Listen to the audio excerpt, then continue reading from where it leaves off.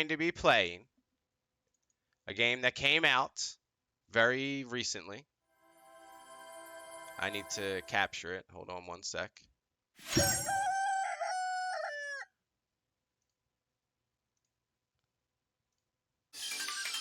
We are going to be playing I Love You, Colonel Sanders, a finger-licking good dating simulator. Holy shit, it's loud. Holy crap, it's loud. I'm sorry.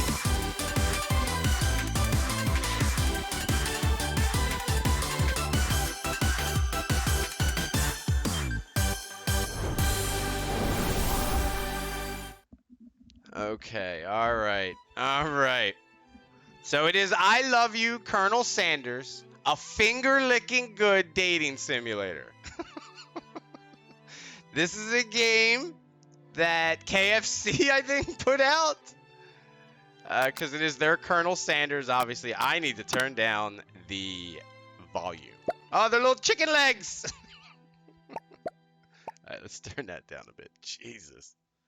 Turn the music down a bit too. Full screen. Prioritize quality, please. Quality. I don't know. Is Pixie still here? I probably shouldn't be playing this. She would probably be playing this. I'm probably stealing her thunder here.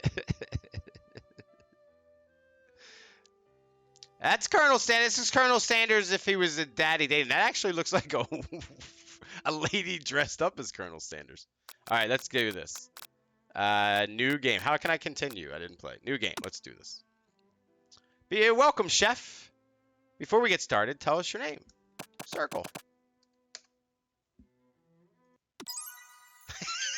Chicken and biscuits. That's anime circle. Okay. All right. I got you. I'm not a huge anime fan. Or at all. You sleep softly as the morning sun casts a warm glow through the window of your modest student apartment. Oh, I'm a student. Okay. The world is peaceful and serene. You could stay in the moment forever. Or you could wake up now. Your first day of culinary school is no time to sleep in. Oh my god, do I get a rooster alarm clock? Smack that clock up and at 'em. Throw the clock out the window and stay in bed forever. You slept through the school year and gave up on the once-in-a-lifetime opportunity to meet Colonel Sanders. No! Game over already. Well, that's it. We're done. I give up. Let's try again. Quickest game ever. Yeah, see you tomorrow for Madden. Bye-bye. All right, we're in our modest student apartment. World's peaceful. You can stay in the moment forever. You can wake up now. Smash that clock up and at 'em. Lying in bed, you stare at the ceiling, thinking about everything that awaits you at the prestigious University of Cooking School Academy for Learning. Jesus. Your mind begins to wander. Who will be there? What will you cook? What should you wear? Time begins to fly by, and you find your imagination getting away from you. You'll need to take this seriously. You allow yourself to daydream a bit, thinking about the future. I have a feeling that one's game over again. Yeah, sure. It's here, finally, your first day of culinary school. So many dishes to prepare, so many students to meet.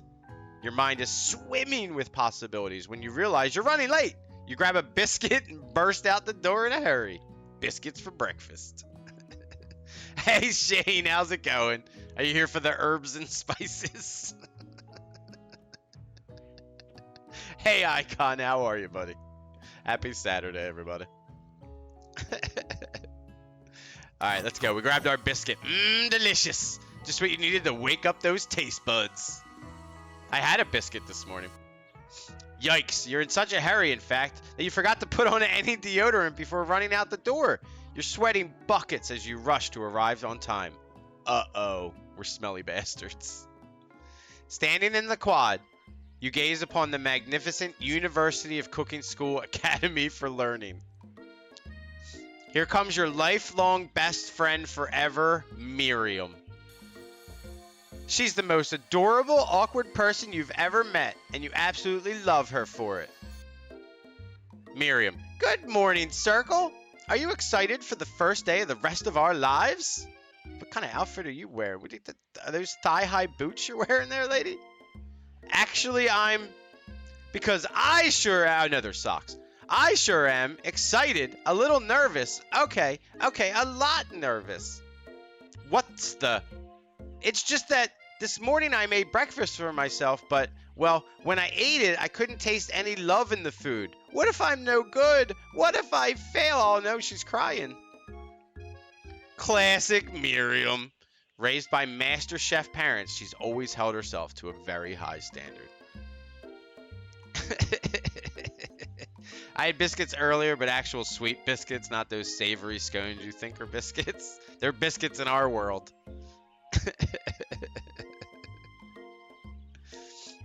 Ever since we were little babies playing together and you rescued me from that quicksand box. What the fuck? It's been clear to me that you're the most loving, caring person I know. You're going to do great. What's this button up here? Oh, it's the menu. And this is like fast forwards or something? But with the University of Cooking School Academy for Learning's famous three-day only semesters, I'm afraid of being left behind and never catching up. It's only 3 days. A sweet girl, Miriam has always had a flair for the dramatic. This summer, she got so nervous about her first kiss that she chipped a tooth practicing on a mannequin. Wow, that's a little weird. Should you pep talk her or change the subject to give her some relief? We'll pep talk her. Remember last month when we saw that fortune teller and had our tarot cards read? The lady with the mask who gave me nightmares? I've been trying to forget. Now I know she looks spooky, but she was so sweet, and she told you that you were destined for great things. Remember that card with the fancy-looking tower and that other card featuring the handsome fellow in the red suit? Was it Santa? I've been waiting for so long to meet a handsome fellow I could call my own. And I'm sure you will soon. In no time, we'll be graduating, and you'll be delighting the world with your heartfelt cooking in no time at all. I've just realized, are we a girl? We're a girl, aren't we? As you talk Miriam up, you can feel her nerves begin to ease. You know what? Maybe everything will be okay after all. And if not, at least I have these killer bangs. Can you believe I cut them myself? Yeah, I actually can. You can definitely believe it. I cannot believe it. Before you can get another word out, you're rudely interrupted when someone smacks your books and custom engraved measuring spoons out of your hands and onto the ground. Hey! Uh-oh. It's Ashley, your arch rival. She's totally evil, but you can't help but be filled with jealousy. She can get anything she wants, and she knows it. Well, it's because she's wearing that right there. She knows what she's using. Hello. Wow, Ashley is top heavy. Holy moly, Ashley. You're no way you're in school. God damn.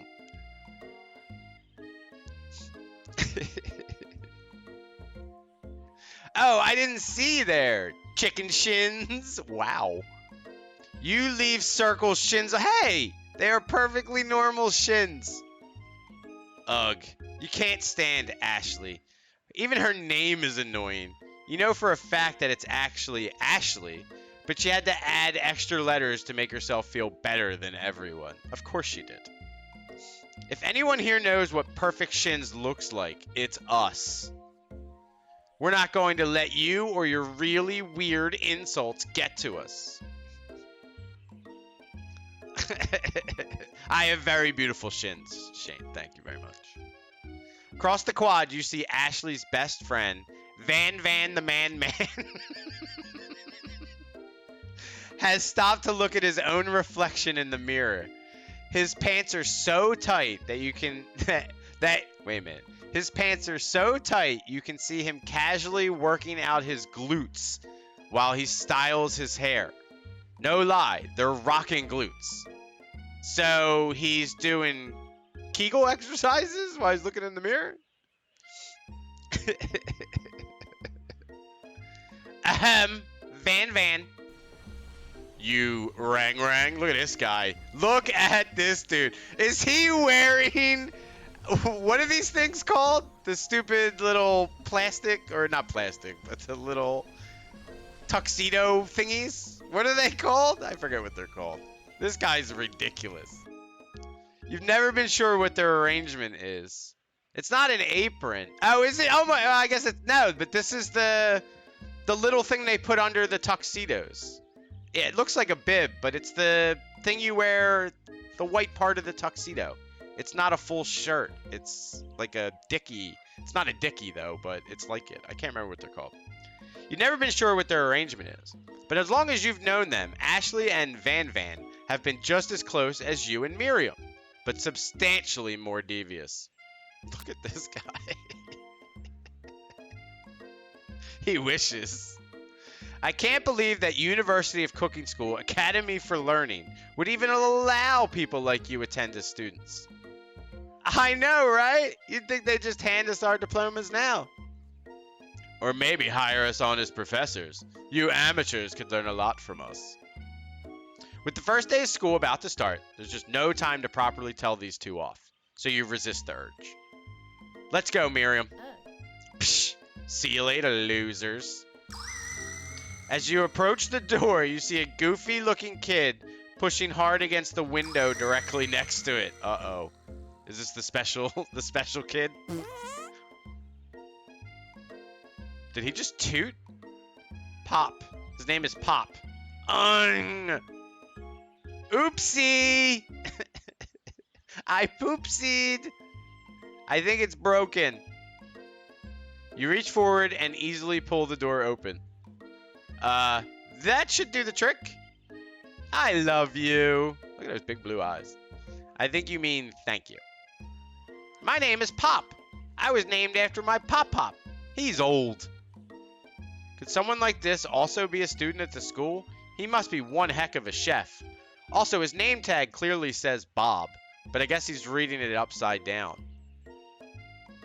Hi, Pop. I'm Circles, so... Are you going to make me hold this door all day? Why is his eyeball? His retinas disappear. Nope. And with that, the young man walks into the building ahead of you. Is it just me, or is he kind of cute? Ooh, Miriam's got the hots for him. I think it's just you. Anime is weird. You both shrug your shoulders before following him into the building. You stand at the edge of the room, unsure where to sit. Other students wander in and keep themselves busy chit-chatting.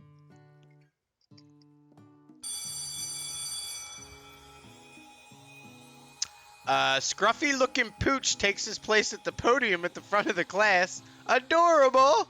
I'm sorry, the dog is the professor? Sprinkles! Now, quiet down, everyone. Ruff, ruff. Who is this unreasonably cute pup, and why is he in our culinary class? You must be Sprinkles, head instructor and CEO of UCSAL. The dog is the CEO of this school? Sprinkles, please call me Professor Dog. I may be cute and little and fluffy, but I still demand respect, Wolf.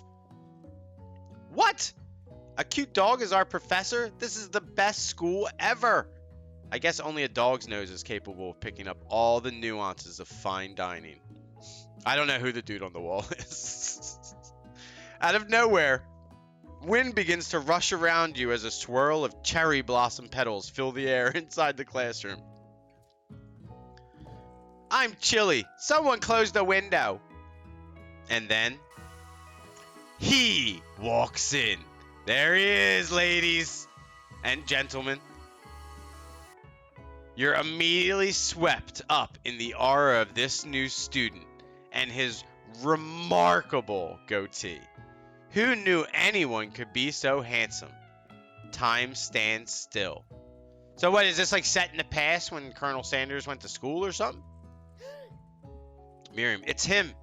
If it isn't my favorite student, Harland. Colonel Sanders interrupts Sprinkles. Sorry, Professor Dog, before he can finish his sentence. Please, call me Colonel. Colonel Sanders. A hushed murmur rolls through the classroom as Colonel Sanders walks down the aisle of desks. Suddenly, the room is sweltering. Sweat begins to bead across your brow. You feel like everyone is looking at you, and you're not entirely wrong. Ashley, and this over here must be Sweaty Sweats a Lot. Van, maybe we should open that window back up before Faucet Pits melts into a puddle and evaporates entirely. Hold on just a second. Nobody talks to my friend like that. You two both know my name. We were in the same kindergarten class. And what is it with all your really weird insults? Besides, when Circle sweats, it's not gross. It's beautiful. Look at that shimmer. You turn to find Colonel Sanders standing right in front of you. Yeah, okay. Colonel Sanders, beautiful angel that he is, stands before you, smiling gently, his hand outstretched. Boy, howdy, this classroom gets hotter than a Kentucky fryer. Please, use my handkerchief. You freeze up. Colonel Sanders is talking to you. Wait, Colonel Sanders is talking to you about how sweaty you look. You're completely mortified. This can't be your first interaction. What if he never forgets this moment? How will you respond? I'm taking the handkerchief. It gives me a reason to talk to him later when I have to give it back to him, right? I know how we get in. Sweatier than his employees. You stretch out your hand and Colonel Sanders places a fine silk handkerchief in it. It's so beautiful, you hesitate to press it to your face, but when you do, the feeling is transcendent. It has his natural scent on it. Is that deep fried? It smells of the most delicious chicken you've ever smelled. Professor Dog steps in to settle the class down and set some ground rules.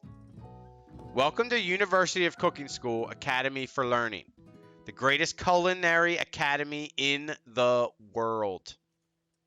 The birthplace of culinary legends past, present, and future. Many challenges await you. There will be tears. There will be blood. There might even be adorably tiny food. And when all is said and done, there will be a battle.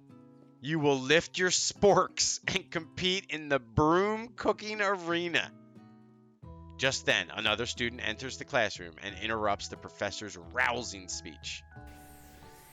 Whoa! Hi guys, sorry I'm late. I hope everyone had a good summer. I really miss... Quiet! Late to class is bad enough, but interrupting my monologue? You're on the fast track out of here, young man. Are you sure you're even in the right place? Don't you recognize me? This is my 3rd year in this school, with you as my teacher. Everyone stares at him blankly. Does no one remember me? You're expelled if you utter one more word before I finish. Let that be a lesson to you students that tardiness is unacceptable. Was that like the Popeyes guy, or what was that? Who was that guy? Even Clank made it here on time. Clank? Rolling halfway across town on his tiny wheels. Oh no. Hey Zero, how are you? No, we're taking a week off in NASCAR. NASCAR will be back. We played some Session earlier. Early access skateboarding game. Check that out for a while. Got you to see what it was like. We'll go back to it when the game comes out fully. And now we're playing a Colonel Sanders dating game. You know, how we do here. Yeah, I know. 3rd year in a 3-day semester. I agree. He's probably not that good. You turn to see the student Sprinkles is referencing, who appears to be some sort of industrial kitchen appliance. Oh no! What's up, Clank? The class bursts into laughter.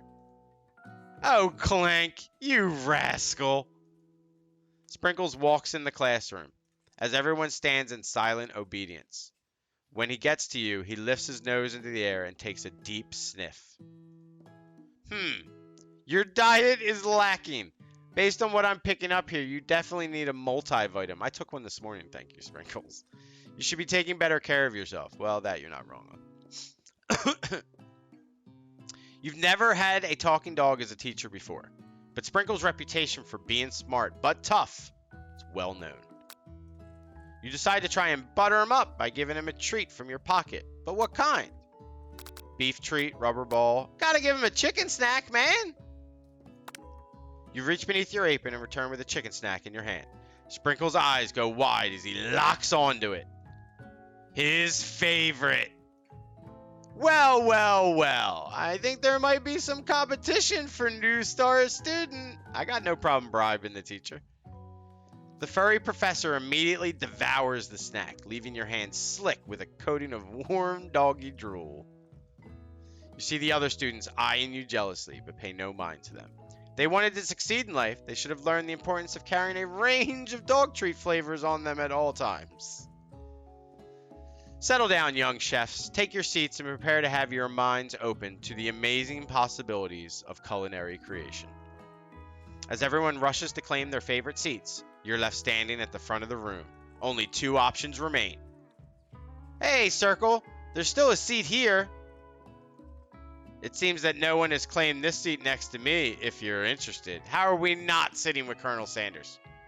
How do we not sit with Colonel Sanders? Screw our best friend. We want to get on Colonel Sanders, don't we? Isn't that the point? What's chat think? We got to sit by Colonel Sanders. I mean, our best friend's weird looking. Colonel Sanders is hot.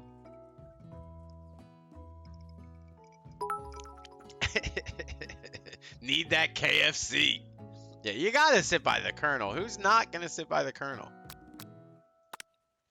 You move to take your seat by Colonel Sanders. Our best friend will understand, right? She will understand. It appears he brought no books, pens, or pencils. However, his perfect upright posture shows off a seriousness that makes you confident in his desire to learn. Thanks for offering me this seat. I've only had 2 rules. Do all you can and do it the best you can. It's the only way you ever get that feeling of accomplishing something. That's so inspiring. A little off topic if you ask me, but okay. As soon as you've settled into your seat, the professor makes an announcement. Think fast, it's time for a pop quiz. Oh no. Yay, a quiz about me! This incredibly important and surprisingly short quiz will tell me if you are ready for life at culinary school. Keep your knives sharp and your focus sharper. Here comes question number 1. If train A is traveling to point B and train B is traveling to point A, how important is it to wash your hands before cooking? Meh, depends. Extremely, looking at you, Pop. Doesn't matter at all. Obviously, it's extremely.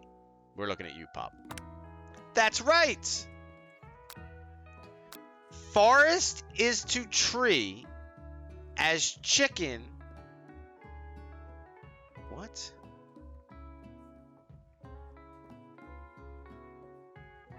Forest is to tree as chicken is to feather does not make sense. Forest is to tree as chicken is to night vision goggles does not make sense. Forest is to tree as chicken is to a slam dunk is also does not make sense. But I'm pretty sure that's the one they're going for. Wrong! What is the most efficient eating utensil ever created? A spork. That's right. Yes. What food is best for a broken heart? Anything, as long as it is prepared with love and not too much salt. Camel meat. A pancake that looks like a silly face. I'm going to go with anything, as long as it's prepared with love and not too much salt. Yeah! That's right.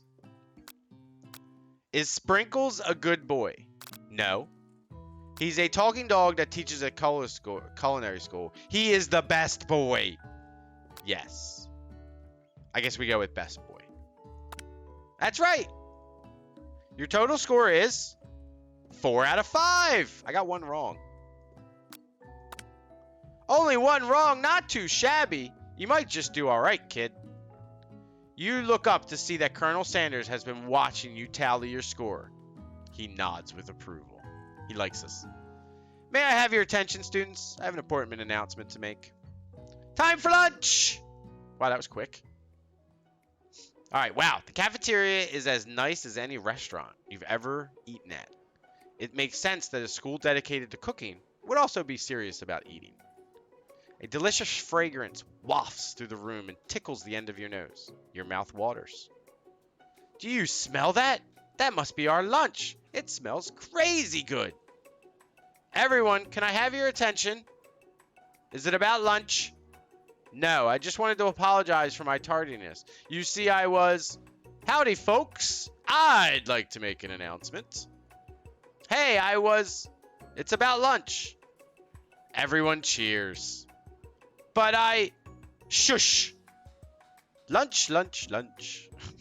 She said shh. In honor of the new semester, I have prepared something special to share with everyone for lunch. Is it chicken? Is it Kentucky Fried Chicken? That must be the smell I smelled. Indeed. That smell.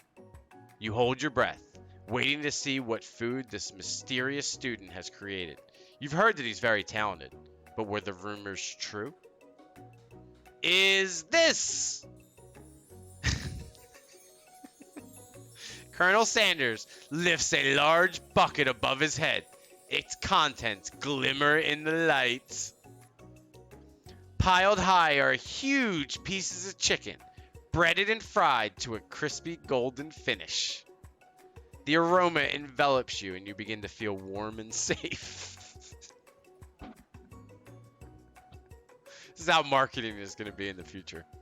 Colonel Sanders has filled a bucket with chicken? What a novel concept! Your stomach begins to grumble as if to say, stop thinking and start eating. For years, I've been developing a secret recipe for the perfect fried chicken. Is it 11 herbs and spices? By my calculation, nothing less than 11 herbs and spices are required to achieve the perfect balance of flavors. You look around and notice that every other student has a pen and paper and is scribbling notes as fast as they can. He's not a teacher. But that's all I'll say about that.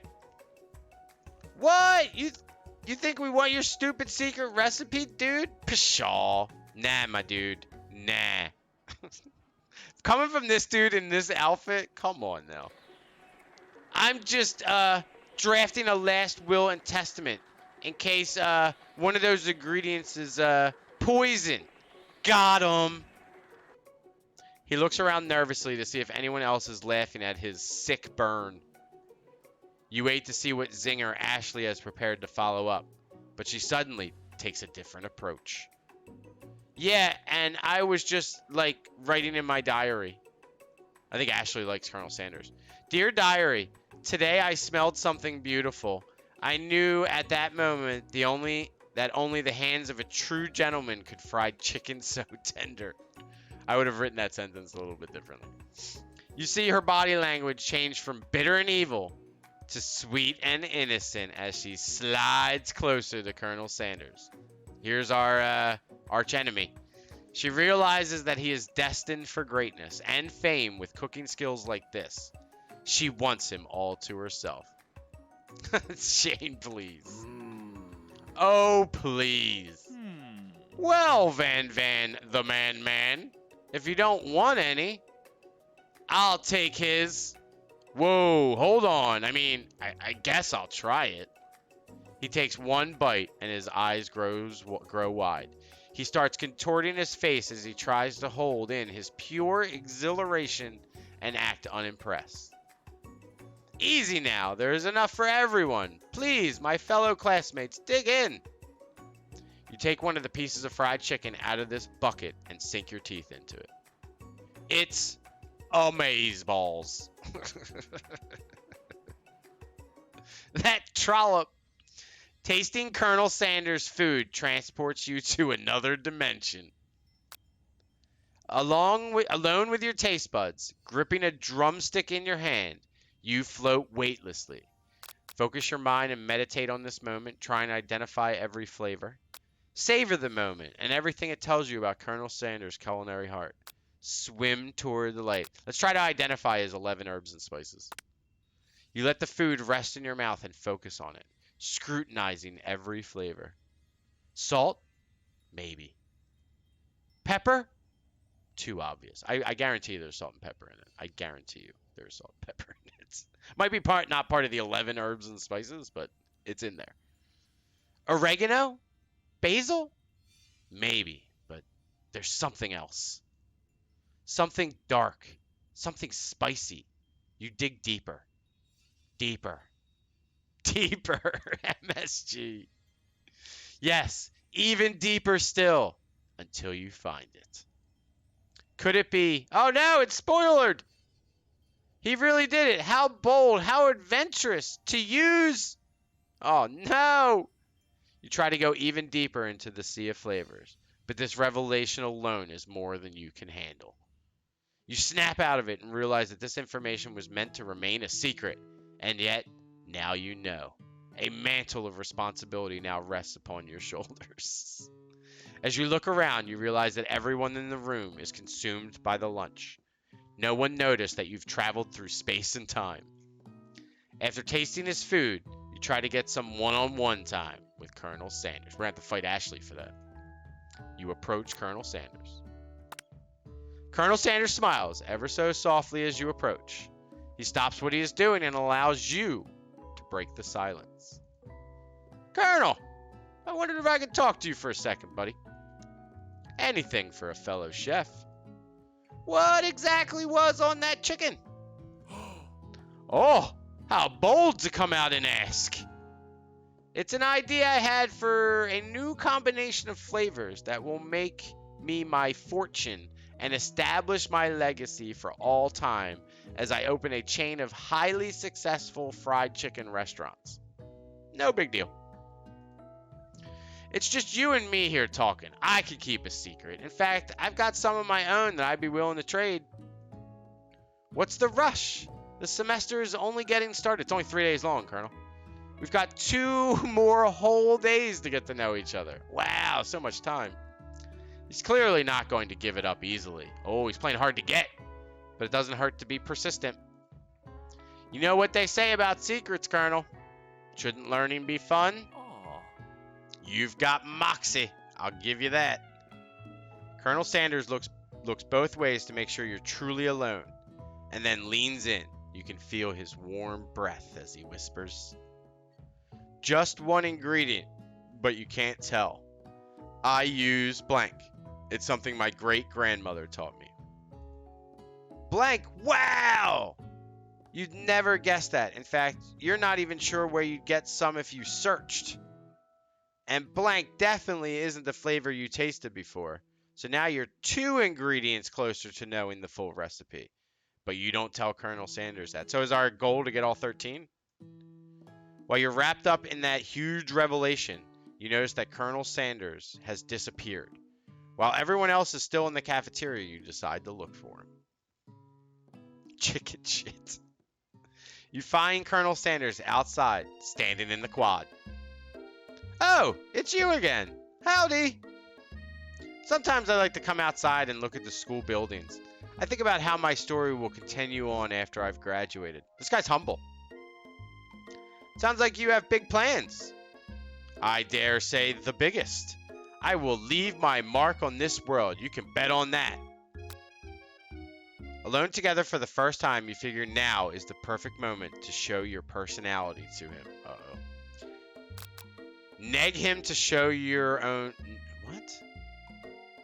Neg him to show your own strength. What the hell is that? What does neg mean? Wow him with a big idea to add an additional ingredient to really spice things up. Be modest, but thoughtful. Which one do we want? I don't know what that is. Is that like noogie him?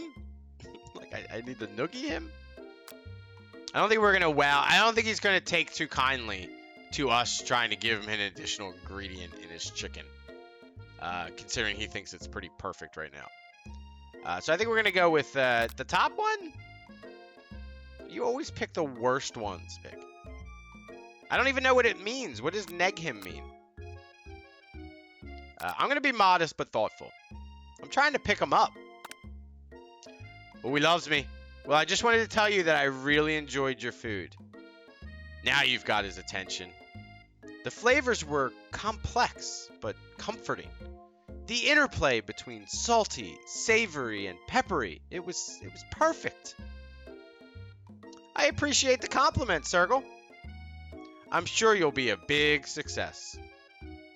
I know we've only met today, but I'm starting to get the same feeling about you. We should head back inside. The next lesson starts soon. Circle, you and Curly better get KFC tonight. I might be. Colonel's turning me on. We should head back inside. The next lesson starts soon. You step into the oh my god, a cooking arena. Alright, where the afternoon lesson will take place. Each student gets an oven and all the tools and ingredients they could need. Look at this place. It's magnificent. Finally, we get to show our stuff. Wait a second. Oh no, we have to show our stuff. What if I totally blow it? You're not going to blow anything. Well, she might. Except maybe kisses to the crowd of fans you're going to earn with your signature, adorable, tiny food creations. Welcome, students, to the cooking arena. For today's lesson, we'll be cooking with partners. Hurry up and pair off. I want Colonel Sanders. Screw you, Miriam. I'm sorry. Naturally, Miriam looks over at you, but unable to control yourself, you pounce on Colonel Sanders. Oh. Hey, Colonel. Would you like to tackle this lesson as a team? A team of two? That is, you know, me and you. If that wasn't clear. Want to be my partner? Aww. Sure, Circle. I'll prepare our station. Without you as a partner, Miriam is left standing all alone. Two different students quickly take notice. Pop. Hello, new partner. Clank. Beep boop. Bzz. Oh my, two potential partners. I'm so sorry, gentlemen, but I don't know who to choose. It looks like you'll have to pick for her. Friend duties can be a little awkward, but that's the price you pay for not being alone forever. What? Who do you want to ask to be Miriam's partner? Oh my god, I don't know. I need to take a quick break, though. Alright, chat, help me out. Who do you think Miriam's partner should be? I'm going to take a break. Should only be about 2-3 minutes. I'm just going to freshen up my drink, go to the bathroom, and I will be right back. No break screen. Be right back.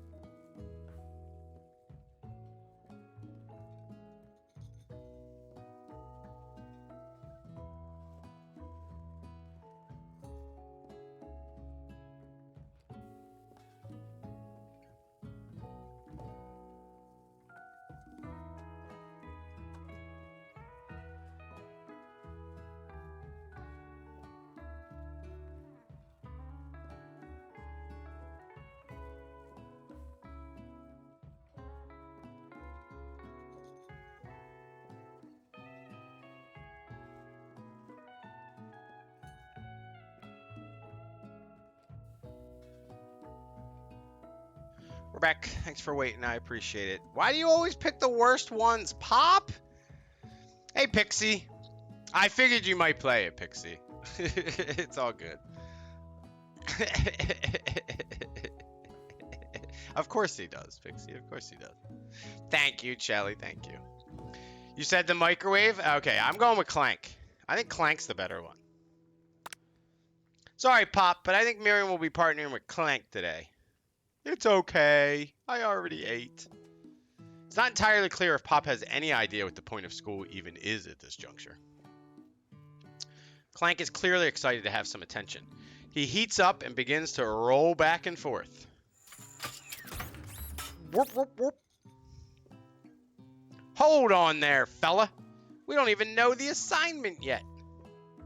Technically, Clank might not have a face, but there's something charming and earnest about him.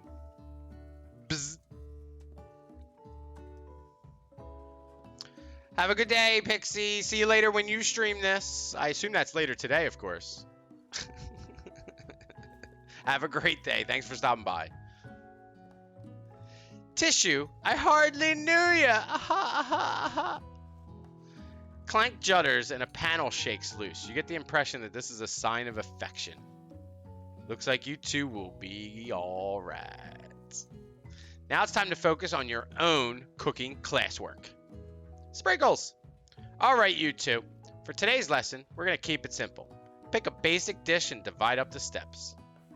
No chef is an island. It takes 2 flints to make a fire. You get the idea. It takes 2 flints to make a fire? I don't know about that. Which dish do you suggest to your partner, Colonel Sanders? Steak tartare seems easy enough. It's fancy. You don't even need to cook it. Using octopus will blow Colonel Sanders' mind. Your grandmother's mashed potatoes and gravy. Damn right. He loves it. I've always been something of a down-home chef. I was thinking we could make something warm, inviting, comforting. Maybe mashed potatoes. And gravy? Oh, look, we got him. We got him on the hook. I couldn't imagine one without the other. I can. I don't like gravy. Colonel Sanders casts a coy look at you, causing your whole face to go beet red. I will say, though, KFC has some good mashed potatoes. Face to go beet red. Embarrassed, you quickly turn away. I'll go get the potatoes. No, please, let me. Picking perfect produce is a passion of mine. Uh-huh. Oh, hey, Ashley. Looks like things are getting pretty fresh around here. Does someone have a crush on Colonel Sanders? We're just cooking partners. Mind your own business, Ashley. Sanders' heart is my business. And you better keep your fingers off of my man. I thought Van the Man was your man. Did someone call for me? Speaking of. No. Jeez, Van. While I'm over here crushing Circle's dreams, you're supposed to be taking care of our classwork. That was the deal, remember? Colonel Sanders returns, arms full of peeled potatoes. He tosses them into the boiling water and turns his attention to you and your old friends. Oh, howdy there, Ashley. Van? Are we working in a quartet instead of a duet now? Actually, no. It looked like Circle was struggling, so we offered to give them a hand. You know how it is. These young amateur chefs need a lot of mentoring. I was going to say, Colonel Sanders, maybe I could teach you a thing or two about fancy food. Maybe one day you might be able to get up to my level. Ha, doubt it. Don't be rude, Van. Personally, I have no doubts whatsoever about Colonel Sanders' ability to concoct creations worthy of admiration. After all, your fried chicken was quite spectacular. But Colonel, if you ask me, I might make a better partner for you than this thing that has positioned itself at your station. We are going to smack the shit out of Ashley. Don't you feel deep down that we cast complementary shadows? We fit together like a thigh and a drumstick. Oh yeah, I bet you know what a thigh and a drumstick feels like, Ashley. Just makes sense. Nothing about this makes any sense, but one thing is clear. She's coming for the Colonel if you don't watch out. Ashley is really going at you hard. You need to ask for some backup here before things get ugly. Turn to Colonel Sanders, hunk of hunks in your time of need. Turn to Miriam, your forever bestie who always has your back. I have a feeling if we turn to Miriam, she's going to turn us down because we picked Colonel twice over her in the last day. So we're going to turn to Colonel Sanders. I'm here to learn and to express myself via my cuisine, not bicker with prima donnas. Partners were chosen at the beginning of class, so let's all respect the format, okay? You turn to Colonel Sanders to confirm that you're on the same page. I choose Colonel Sanders, and Colonel Sanders chooses me. Isn't that right? Really laying ourselves out there. A businessman respects all fair agreements, from contracts to handshakes. I took on Circle as my partner for this activity, and I begrudgingly stand by it. Based on your team's behavior, I'd say you're perfect for each other. Neither of you has Circle's natural talent or their loyalty. Colonel Sanders loves me. Being defended by Colonel Sanders leaves you feeling proud and full of potential. You look for Sprinkles in hopes that he might step in, but he's nowhere to be found. Darn those cute corgis and their short but sturdy stature. You look down at your station and realize that, in the tension of the moment, your hands have been cooking on autopilot. Distracted by the drama, you've already crushed the boiled potatoes into a perfectly creamy mashed texture. With plenty of butter and cream for flavor, it's as if your natural passion guided you through the steps you know so well while your attention was elsewhere. I know just what to do. Colonel Sanders extends his hand. He's holding a beautiful white porcelain gravy boat, out of which pours a smooth brown gravy, smothering your nearly finished potato dish. Gravy flows down the mound of mashed potatoes. The results look spectacular. Granny would be very proud. They do look yummy.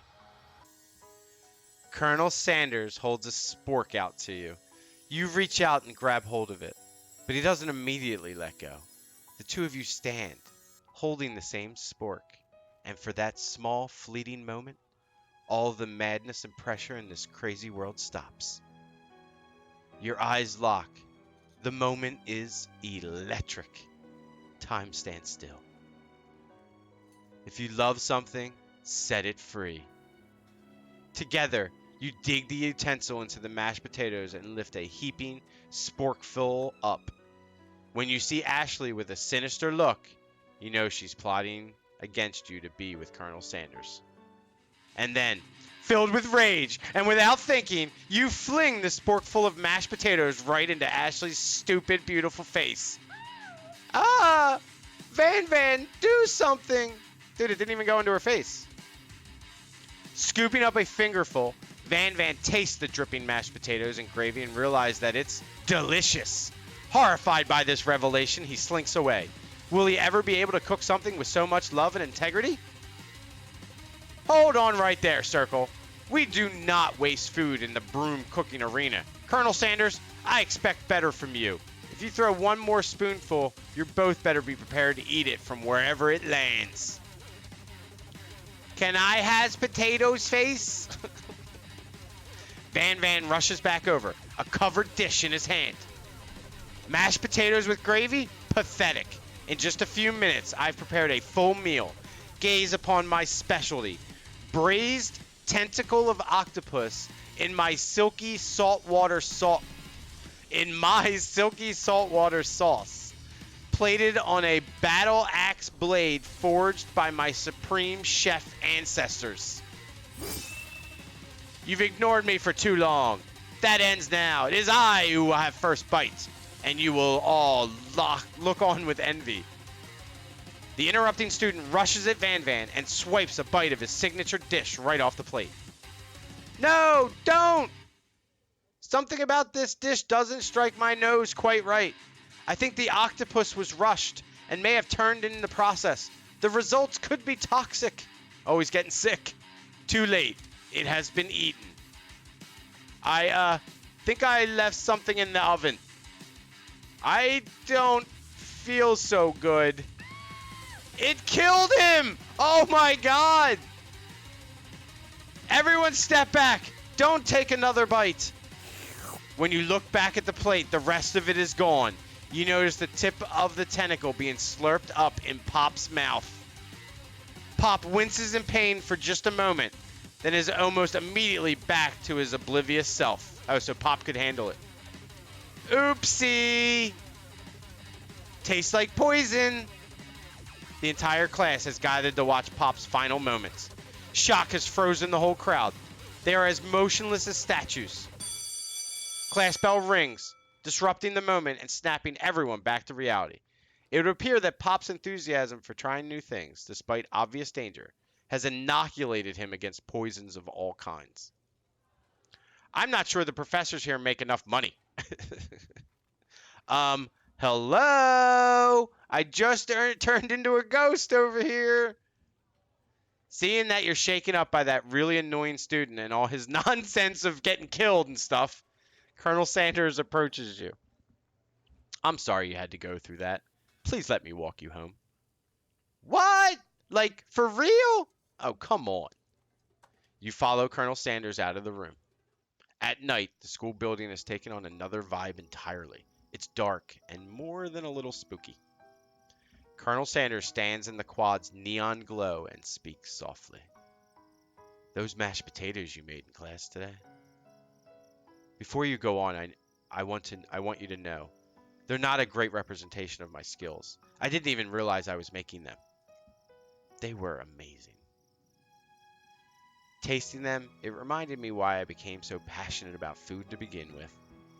Colonel Sanders is getting choked up. Cooking is obviously important to him in a way that you find inspiring. Now might be the perfect time to tell him you're developing feelings for him. Colonel Sanders? Yes, Circle? There's something I need to tell you. Hold it right there, goddamn Van. There's something I need to tell you first. Oh, geez. You see, when I was just a boy, I had a dream that one day I would be the greatest chef the world has ever seen. And every day since, I have been working toward that dream, day and night, never stopping, never resting, also lifting a lot of weights, like so many weights. We should follow our dreams with all of our hearts, that our souls may grant them like wishes floating on a shooting star. Jesus Christ, Colonel Sanders. Hey, no, you... Shut up. I'm the one here to say inspirational stuff and be the star of the story. Are we forgetting that your cooking literally killed a guy? You can't prove that. I also saw you kill that guy. What was his name? Somewhere in the distance, you hear a long, sad sigh. No one knows that kid's name. Forget him. We're talking about me. Me! I'm the hero. Spork Monster is here to fight a hero. What the fuck?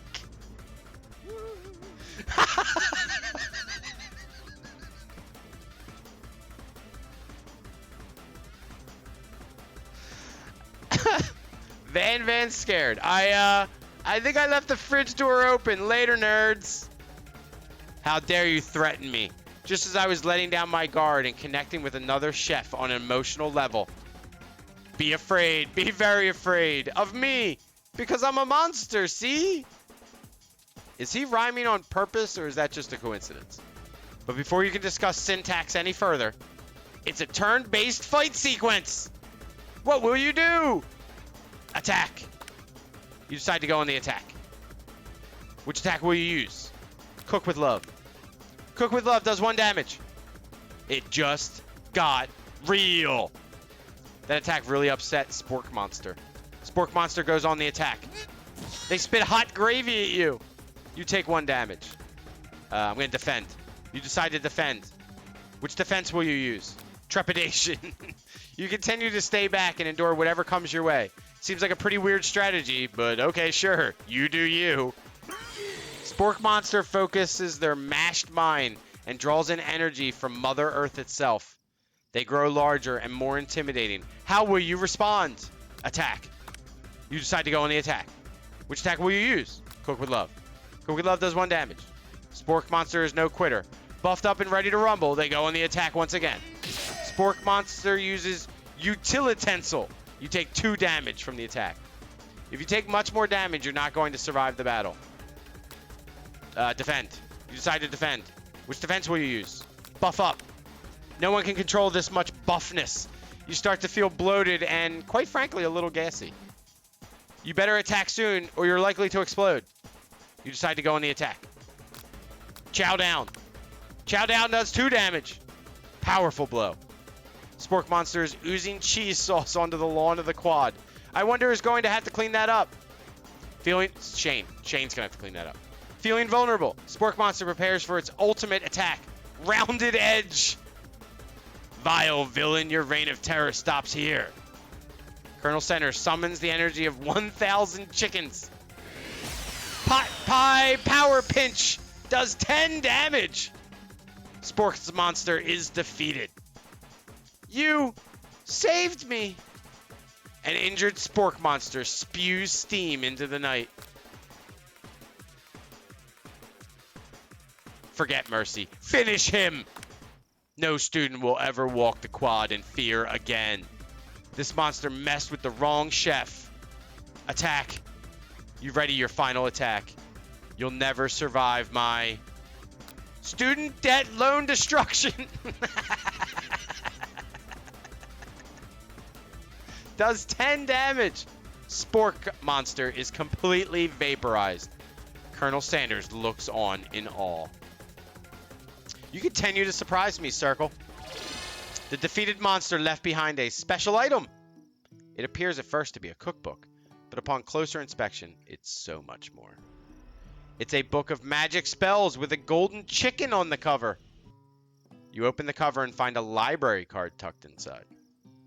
The last name to have signed it out before is Borko. Borko. That name sounds strangely familiar. Your blood is pumping as you stand in the quiet of the night, holding the mysterious book in your hands. As you come down from your battle buzz, you realize that your final attack has left you completely depleted. The world around you begins to fade away. Without any energy to keep your eyes open, darkness overtakes you. The image of Colonel Sanders flashes before your eyes as you fall asleep. What's he doing in my room? He must have helped you get home. In your tired state, you don't know if you could have made it without him. What a guy. What we don't know is in our tired state, Colonel Sanders also took advantage of us. You want to thank him, but you don't have the strength to utter a single word. You feel your covers being pulled up on you as you are tucked in tightly. Good night, my Colonel. In your dream, you're together with Colonel Sanders. For some reason, Sprinkles is also there, instructing your love. Dreams are weird. Aw, we're all on drumsticks. You awake on day 2 and attempt to process the wild visions you had. Were they memories or premonitions? You lie in bed and stare at the ceiling, thinking about the secret you discovered while tasting Colonel Sanders' cooking yesterday. You can't believe he really used blank. I feel like this is all a fever dream. It could be, Spuds. And then there was that secret ingredient that Colonel Sanders went ahead and told you outright. Not much of a secret, huh? It's probably just because he already trusts you so much. We're going to find out it's a fever dream if somebody's sitting at a KFC eating lunch or something. Sure, that makes sense. We'll go with that. You meet up with your bestie in front of the school.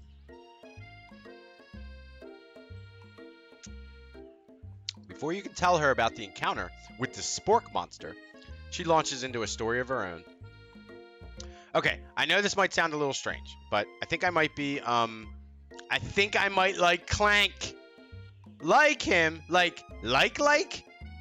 I know it sounds like it's moving too fast, but there's something about him. I like him. Like him. We got to talking after class, and he's actually a totally sweet guy. He's not a guy. He is a robot. Not only that, but he's really smart. He told me all kinds of stories about Colonel Sanders. Food poisoning from KFC. They're in an induced coma. Did you know that Colonel Sanders was the most popular kid in his high school? No, but that does make complete sense. Yeah, but he was so popular that he was voted prom king at a school he didn't even go to, and was also the convertible that he himself rode in at the front of the homecoming parade. Wait, what? And was also the convertible that he himself rode in. What? I'm thinking maybe something got lost in pressure cooker, language translation there. Either way, maybe it'd be best if you took it slow with this new boy. He's not a boy, he's a robot. Like I am with Colonel Sanders. We're not taking it slow. As soon as Colonel Sanders, opens up his chicken bucket to us, we're going to take it. I guess. I don't know, Spud. This story is weird. You and Colonel Sanders, the coolest guy in school? The most famous student to ever attend University of Cooking School Academy for Learning? You're a thing now? We definitely connected yesterday. Ah, sure you did. You're great. Why wouldn't he be into you? I guess. Laughing at the implication that you and Colonel Sanders might be a thing is definitely not cool. You are great. You have an idea about how to prove that your love is real. Well, if he's not into me, why did he tell me one of his secret ingredients? However, you don't tell her that you know a second ingredient too, which you discovered on your own. Your bestie's eyes light up. A secret ingredient? Yeah, I just said that. A secret ingredient. Is there a dramatic echo in here? Miriam checks to make sure you're alone before continuing. So this summer, while I was on vacation with my family, a lovely man approached me in the botanical garden where I was wandering. This can't be good. He told me all about his passion for spices. Secret spices. The man even gave me some to show me what he meant. He said it was a powder created from a super duper rare dried flower petals, and that if I did him a big favor, I could have some of my own. It's weed. Yeah, second he lets us feast on his drumstick, we're in there.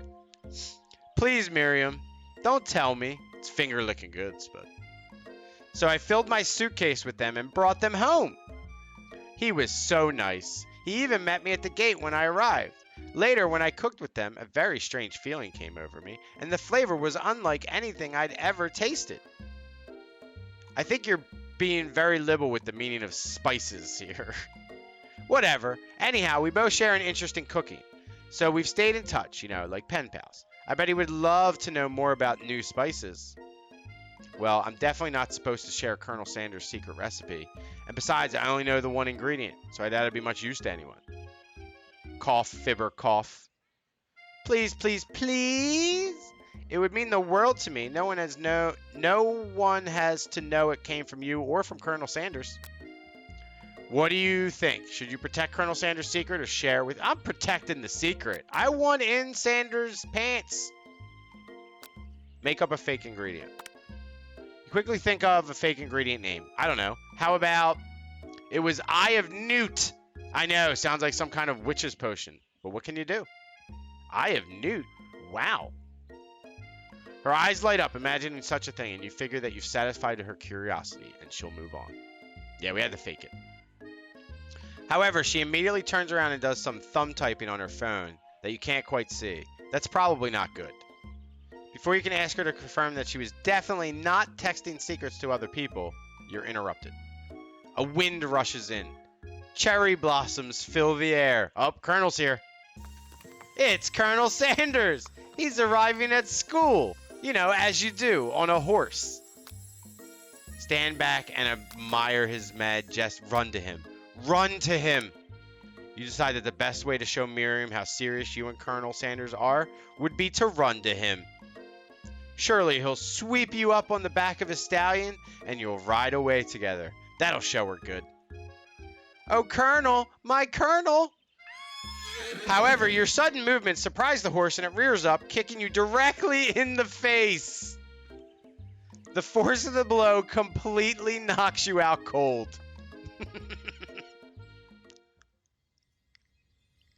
In the darkness, you see a vision.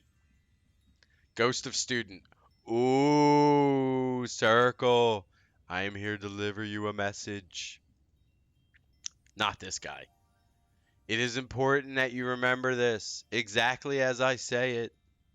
If you forget, the world could end. So it's serious. I have been trapped in a realm beyond, but a great prophecy relies on my return. Only you can save me. All you need to do is repeat my name 3 times. I don't know what your name is. And that name is But before he can continue, you're suddenly awake. Oh, jeez. You awake to find Colonel Sanders tending to you. Why is Miriam showing me? He roused you back to life with a satchel of secret spices. Or is that just his natural seasoned musk? Compliment the craftsmanship of his horse's shoes. Lean in for a kiss. That's a little forward. We'll compliment the craftsmanship of his horse's shoes. Maybe you shouldn't be riding a horse to school, and maybe you shouldn't be running up to animals you don't know. It's hard to say who was in the wrong here. But one thing is for sure. That Colonel Sanders is pretty dreamy. That horse has beautiful shoes. I could really feel how smooth and sturdy they were when they were pressing into my face. The funny thing is, this is exactly how I would be if something like this happened to me. I'd be like, yeah, those shoes, they're really put on there well. Noticed when they were kicking me in the face. It's nice to hear. No one truly appreciates good craftsmanship anymore. And with that, Colonel Sanders disappears into the school, leaving you and Miriam to follow. When you enter the classroom, you can see your two rivals, Ashley and Van Van, are doing something bad. By the way they're hiding, you know it must be really bad. Hey, Narek, how are you? I don't know about best game of 2K19, but it's pretty funny. Like counterfeiting recipes bad, experimenting with restricted ingredients bad, summoning a demon bad. You try and get a peek over Van Van's hulking shoulders, but he sees you coming. Whoa there, little one.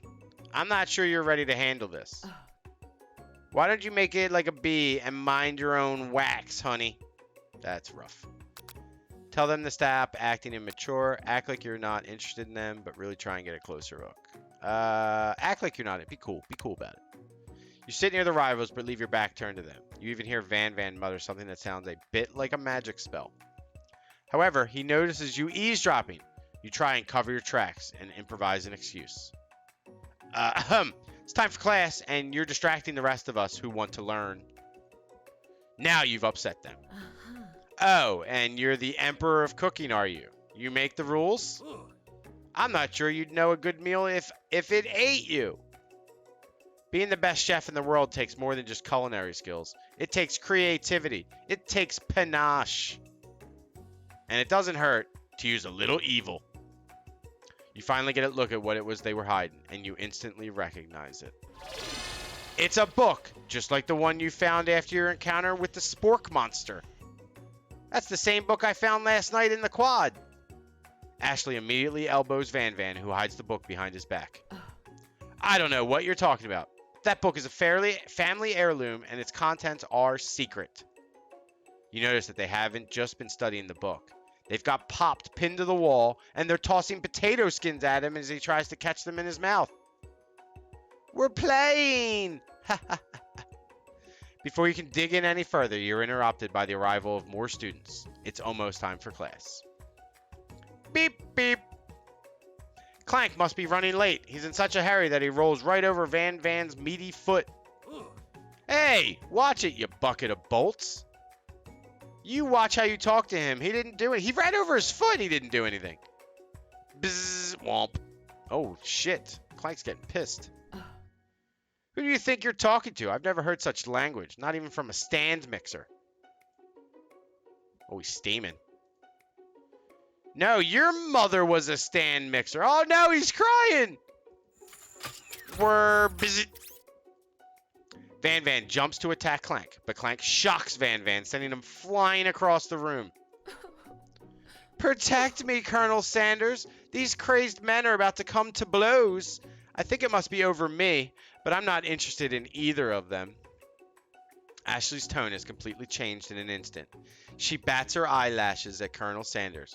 Surely he must know that this is a ruse, right? Gentlemen, get a hold of yourselves. Save it for the arena at least. Or don't. Honestly, what do I care? You've got lofty career aspirations to focus on. I've got lofty career aspirations to focus on. Maybe I can help you with your business plan. Just then, Sprinkles arrives to signal the true start of the class day. He's panting, which doesn't seem that abnormal. He's a professor, but he's also a dog. Students, please take your seats. I apologize for my late arrival. I spent the morning chasing a car all around town, and my tiny legs are very, very tired. But I'm here now, and I hope you're ready to learn. Rub his furry dog belly. He loves it. Somehow I just have the smell of KFC hot wings in my nose right now. I kind of want Kentucky Fried Chicken right now. I'm not gonna lie. It's Kentucky Fried Chicken, Dayton Colonel Sanders icon. Sprinkles stops in his tracks and sniffs the air around you. Something has him in a trance. It's the scent left on you from Colonel Sanders. Sprinkles jumps on you and licks your face. Down, boy! Down, off-toppin'! That command shouted... What is he, German now? That command shouted by Colonel Sanders has snapped Sprinkles out of his trance. I wonder what's up with that. Sorry, I got a little carried away. After he catches his breath, Sprinkles regains control of the classroom. Without further ado, we'll review the global history of my favorite fowl, the chicken. You want to pay attention to the lesson. Truly, you do. Which is why in 1776, at the signing of the Declaration of Independence, it was a chicken who first signed their name. But you can't help but daydream about Colonel Sanders, and you miss most of the important parts. Too bad KFC just contains a cheap chicken. I mean, KFC chicken's not horrible. I mean, it's good for fast food chicken. Like, if you want fried chicken, it's not easy to make. But you can't help but daydream about Colonel Sanders. Yeah. When you come to, Sprinkles is holding a tray of food in front of you. Well, Circle? Naturally, this appears to you to be a sample platter. Which item do you want to sample? A glass of water, shimmering pepper, a dog biscuit. I will take a glass of water. Grab the glass of water and gulp it down. It's cool and crisp, like the purest snow melted by a mountain spring. Hey, that was mine! It was from my favorite toilet. You owe me $6. And you've got excellent taste. You think to yourself, geez, I should pay better attention. We all make mistakes. I'm sure he'll forgive you someday. Come on, it's time for lunch. Before anyone can relax, the cafeteria lights dim. We getting chicken again? And your rivals enter to make it dramatic. Oh no, we're getting whatever their food is. Today's lunch will be prepared via timed competitive cook-off. The level of theatrics with these two is off the charts. Demand that they stop wasting every time. Step up and tell them, you're on. A bit of lunchtime competition, eh? Count me in. I have to wipe the tables with you fools before I set my lunch down on it. Then so be it. I'm not the fool. You're the fool, fool. Good one, Van. I like your gumption, Circle. I noticed that Sanders is falling in love with us. I'll be watching your performance. Just as things reach a boiling point, Sprinkle steps in. Surely he'll put a stop to this madness. Now, students, please settle down. This is a lunchroom, not a sports scene court. Finally, a little sense. You breathe a sigh of relief. At least, not until we turn on the timer! Just then, a huge light blasts you in the face, flashing the words, timer ready. That's what I'm talking about. Aroo! I stand corrected. The hard way builds solidly a foundation of confidence that cannot be swept away. And that's an original quote by me, in case anyone was wondering. I hope its message lifts you to victory. Like a diamond, I was formed under pressure, and now is my chance to shine. I will defeat you myself. Bring it on, Ashley. You had his chicken, and you made mashed potatoes and gravy on day one. And you're feeling like you can really impress him again. It's time to boil some water for the potatoes. Think fast. If the timer runs down, you'll be forced to pick randomly. It always boils 100 seconds after you turn the heat on. Oh, whoops, sorry. What were you thinking, sir? Get your head in the game. Sorry. You're going to need to season this chicken before you cook it. You don't know Colonel Sanders' recipe exactly, but you have an idea. 11. That's right. You might not know all the ingredients yet, but at least you're headed in the right direction. Tail wagging intensifies. Now that you've got some basic steps going, it's time to elevate your craft. What state of mind offers the most flavor? Gratitude. That's right! You must never take this opportunity for granted if you hope to succeed. Your classmates are rooting for you, but Ashley is simply stronger and faster than you. You better pick up the pace if you want to survive. When you were a child, your father told you to never forget where you came from. Every day, you meditate on his advice and draw energy from that place. Now would be a great time to harness that energy. So where does it come from? Deep beneath the surface, the small town where big dreams are born. That's right! This is your shot, and you're not going to miss it. Arroo! You try to shut out the noise of the arena and focus on your cooking. What is the sound of success? Sizzling! That's wrong! What? Don't make me get the spray bottle. Next question. You notice Colonel Sanders out of the corner of your eye. I believe in you, Circle. He's actually cheering you on, which would be awesome, except knowing he's watching you makes you totally forget what you were doing.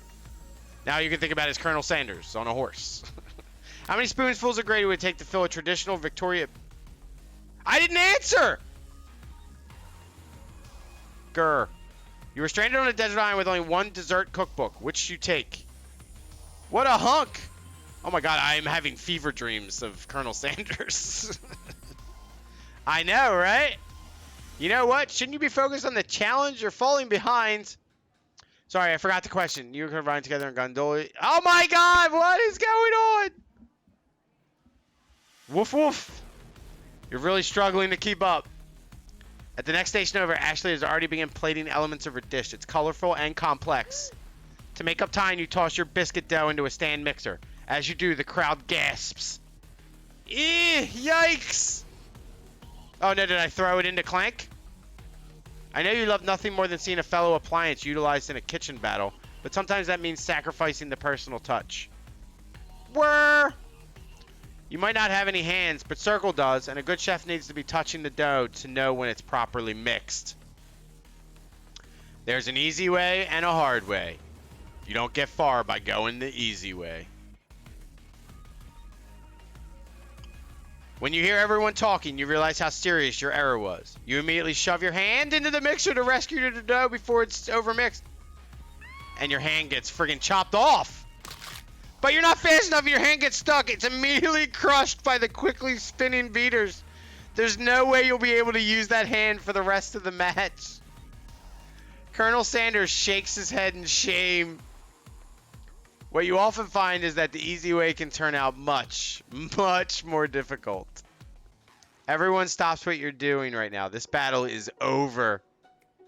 It can't be. I was so close to finishing my dish.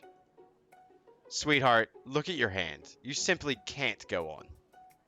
Aw, that's too bad. And here I am with a completed dish, ready to serve. Surely that makes me the winner by default. No, it wouldn't be fair to compare the two on account of Circle's injury. You see Sprinkles begin to lick his doggy chops as he locks onto the dish. But I suppose you should at least tell us what you prepared. Well, because I'm the sweetest, I skip straight to dessert.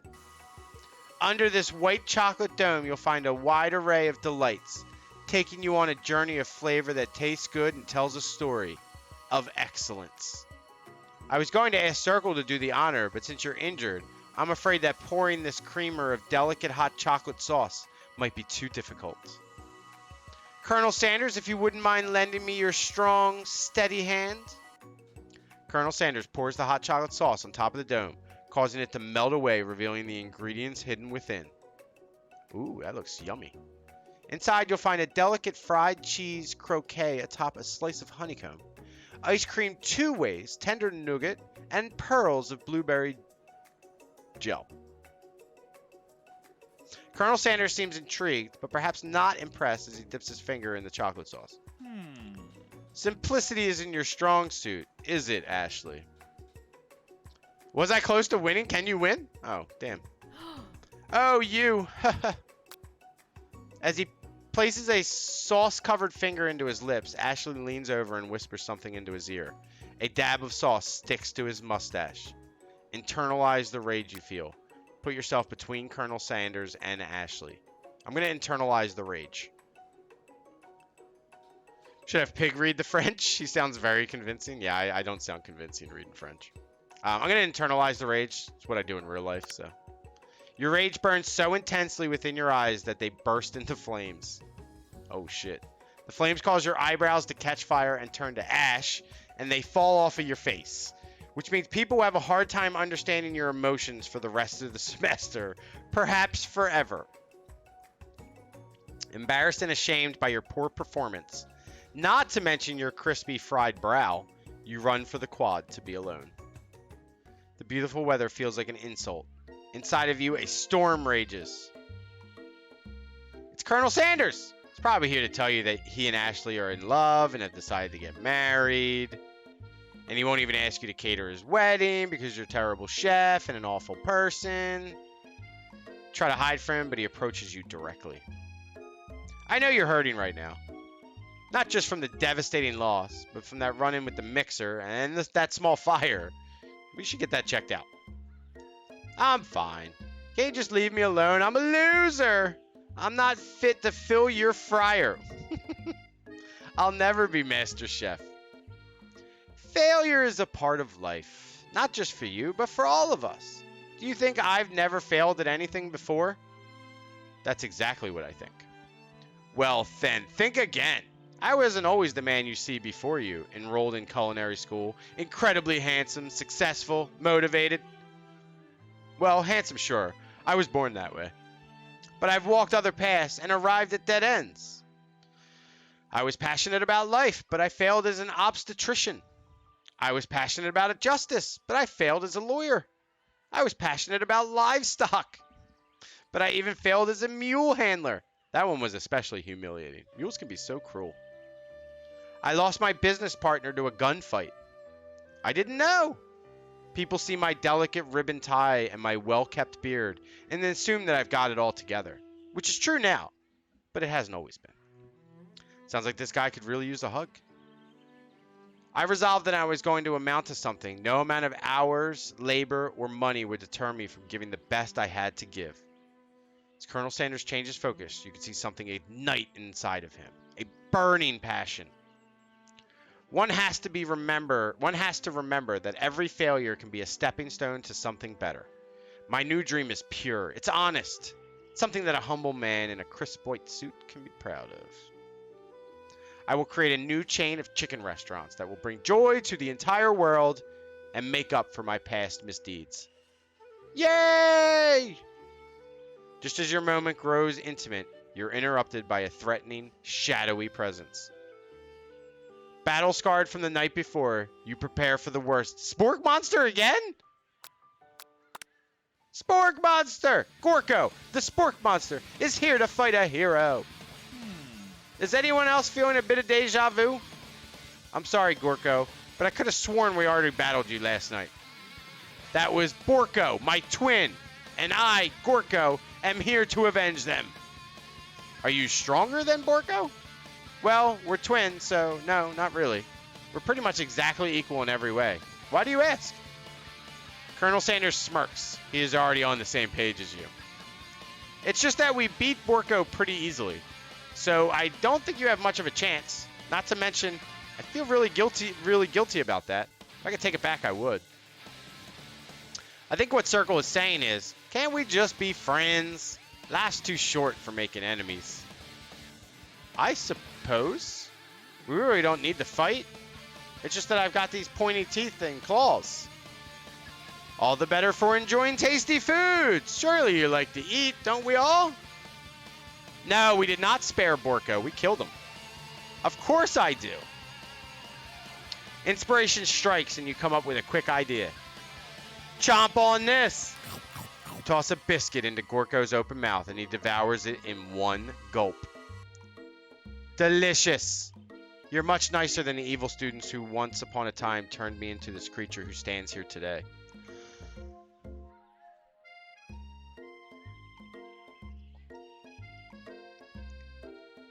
I don't believe it. You were human once? Well, no. I was a chihuahua. But I was still a student at this school. Until one day, some mean kids with a magic spell book cast a dark enchantment on me, and I was forever transformed. A magic spell book? Precisely!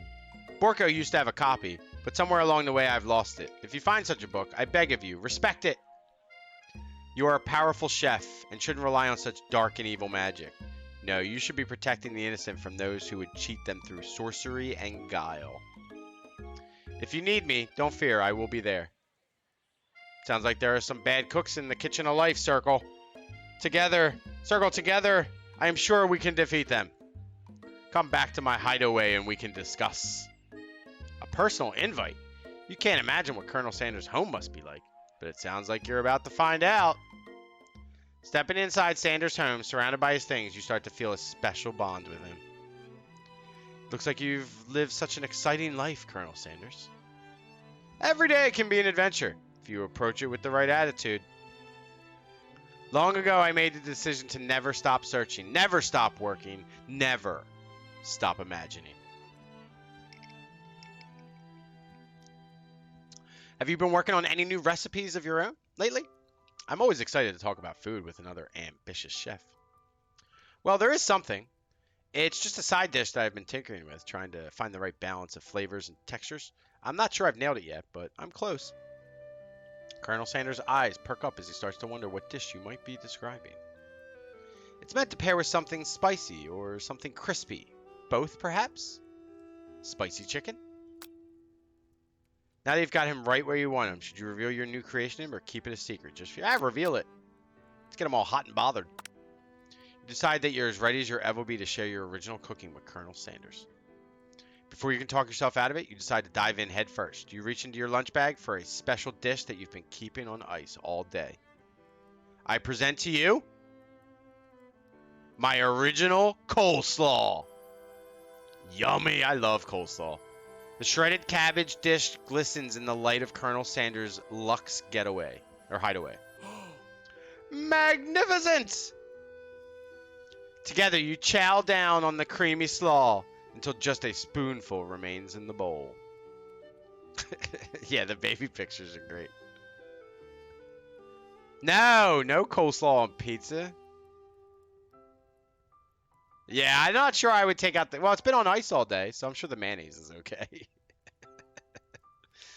Do you mind if I hold on to the last bite? I'd like to have it around so that I can admire its taste later and think back on this moment. Now, this is immediately when I leave, because this guy's gone really weird. You could offer to make him more, but he seems like a very sentimental kind of guy. Sure, why not?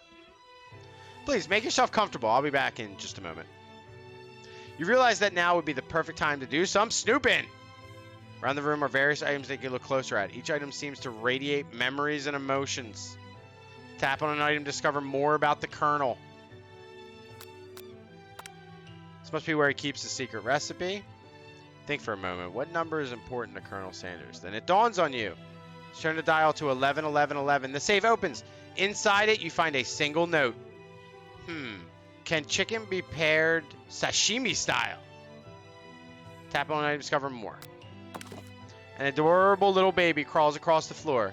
From the goatee and mustache combo he sports, you figure that this must be Colonel Sanders himself. That, or maybe it's the drumstick that he seems to be waving like a rattle. Who frames a baby picture of just themselves? Probably the same type of person who would make their own face the logo of the company they founded. Am I right? Tap on an item. Ew, Spud, that's freaking gross. Wow, Spud. The photo appears to be Colonel Sanders, except he's an old man visiting the Pyramid of Egypt. Maybe this is where he discovered one of his secret herbs and spices. Oh no, he's coming. Oh no, we can go in there. Let's look at more of this stuff, though. One of the framed photos shows an old man who looks a bit like Colonel Sanders, standing with a friend. They hold fried chicken drumsticks and appear to be cheersing with them. They're not doing anything of the sort. Look closely and see that there's a short inscription. I wonder who my friend Pete is. Take a closer look at the large urn sitting on a nearby pedestal. There's a plaque on it. It's dusty, but when you wipe it off, you can read the inscription. It says, "Here lie the ashes of all my past careers and business failures." Poor guy. Oh, is Colonel drinking? Oh, a scented candle. You pick it up and try to identify the smell. I bet you it's chicken or gravy. Power tool? Freshly starched collar? Piece of wood floating in a lake? Summer of '69? No, it's one of the secret recipe ingredients. It's a lock of silver hair is woven through the teeth of the comb. Upon further inspection, you realize that the hair therein isn't just silvery in color. It's actually made of spun silver. You notice a very realistic stuffed chicken sitting on a corner table. When you pick it up, you realize it isn't just realistic. It's real! Taxidermy. Must have been important to Colonel Sanders when it was alive. A little note clipped to the chicken's foot reads, The true state bird of the great state of Kentucky. You gaze out the window across the vast lake and mountain range beyond. Just then, the ghost of student pops up. Are you thinking about heading out into the world on a quest to avenge my death? Wait, what? I never even learned your name. Why would I avenge you? I could just tell you my name right now. It's... Can't you see I'm in the middle of something? You open the window a crack and the ghost of student is swept out with a breeze. Alright, there's no more items over here, so now we gotta go into the room. You open the door to Colonel Sanders' closet and find a row of his signature white suits hanging within. You take one off its hanger and try it on. The jacket's a bit big for you, but it's soft and comfortable. You give yourself a deep hug, breathing in his scent. They say that home is where the heart is. Is this what they meant? Before you can look any further, you hear Colonel Sanders returning. He has a new dish that he's been working on, and he wants you to taste it. Try to act casual until he asks you why you're wearing his jacket.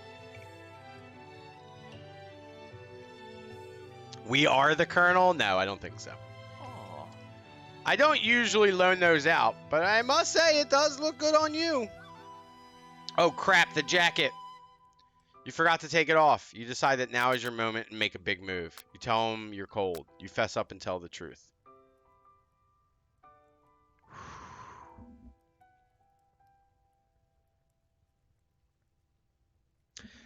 I'm deciding between we make a big move or we fess up and tell the truth. I don't know.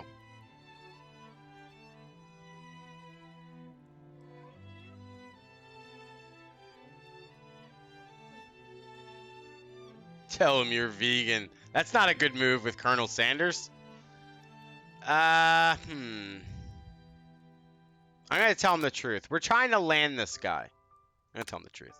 You confess. I think I've developed feelings for you. I might be developing feelings for you too, but I'm concerned. I can't let anything get in the way of my dreams. I wouldn't get in the way of your dreams, Colonel. Overwhelmed, you take off the jacket and run for the door. But the thought of leaving Colonel in the middle of such an emotional breakthrough gives you pause. You stop yourself. Colonel? Yes, Circle. I honestly think this may be the beginning of something wonderful. I think you're right. We should take things slow. You talk late into the night and drift off into a slumber. Dream sequence.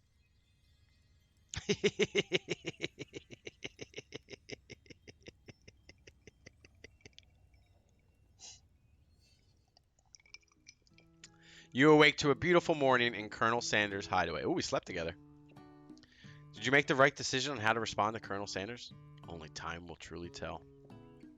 Today is a day that could change the rest of your life. You think about the new secret ingredient you just learned about, blank. In some jurisdictions, blank isn't even legal. But if the recipe is a secret, how will they know? So he's putting like marijuana in his... Now I understand why his KFC's, everybody likes it. I told you weed. You were right, Shane. Your thoughts are interrupted when Colonel Sanders emerges into the room. He's holding a gorgeously plated breakfast, and your mouth waters at the sight of it. Is it chicken? Please don't tell me he serves fried chicken for breakfast. Here's a simple breakfast I just whipped up. It is fried chicken and biscuits. It's meticulous. You taste Colonel Sanders' food, and it takes you on a journey. When you return, he's waiting to ask you an important question. So, Would you say we're the perfect match? How presumptuous. My cuisine and your taste buds, that is. Oh, he's a smooth talker, man. Such confidence, such grace. Could he be the world's greatest gift of cookery? Flatter him, man. You know, I think we might make a great team. A single tear begins to pool in the corner of his eye as he gazes out the window. And with the right business partner, I know I can't fail. Business partner? Could he be talking to you? It's all happening so quickly.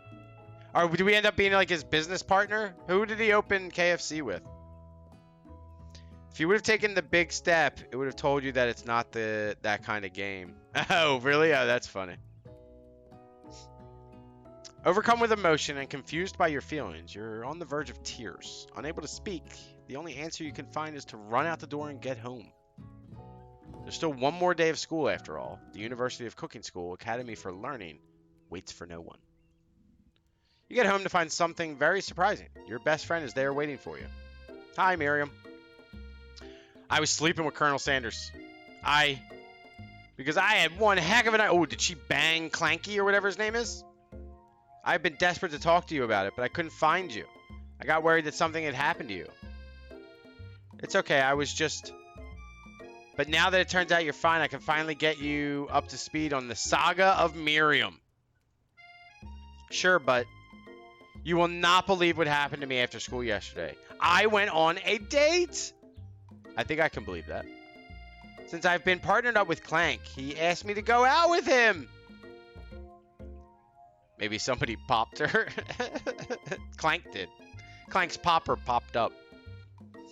Of course I told him you better keep your dials turned to polite and respectful. I'm not that kind of girl. But he was just interested in spending some one-on-one time together and getting to know me. So I said, yeah, sure. I can get to know the little metallic guy. Long story short, he took me skydiving with his friends. But things quickly spiraled out of control. Did she just say skydiving? As if that's a typical first date to go on with a talking pressure cooker? And now I'm not really sure where we stand. You don't give Miriam time to tell her whole story, however. Bottling up the details of your own night is just too much to bear. And I went on a date too, back to Colonel Sanders' house, where I spent the night with him. Haha. You what? Nothing happened. But the emotional connection, wowzers. Miriam tells you to move on from this whole Colonel Sanders obsession and focus on school. Miriam can shut the hell up. Being obsessed with Colonel Sanders is wrong. I don't want to be right. After a short argument, you both agree to go your separate ways. Whoa, are we breaking up? When you arrive at school, you encounter your rivals in the quad. You can tell from a distance that they're picking on Pop, though he himself might not quite grasp that fact. Because, you know, he's Pop. What's a swirly? It sounds delicious. Oh, it's great. I'll order you one up right away. I'll have my swirly with sprinkles, please. Haha, sprinkles is a dog and a treat. You can get your swirly dipped, too. Why don't you pick on someone your own size? Because I'm literally the biggest person at this school. There is that horse that Colonel Sanders rides to score, but who would dare to pick on such a gentle and beautiful creature? You've got some nerve, Circle, suggesting I pick on a defenseless horse. Now you're twisting my words and I won't have it. You clench your fist, but the injury from yesterday's mixer accident makes you wince with pain. Doesn't look like you can go on cooking like that. May as well just give up. I'll never give up. Ever. Colonel Sanders arrives just as it appears things are close to boiling over. A natural, intuitive person, he senses that something has been going on. Is everyone excited for the final day of school? Circle, how's that hand feeling? I'm sure you'll be back in fighting form by this afternoon. Aren't you concerned about my hands, Colonel? Yesterday I almost broke a nail winning so hard.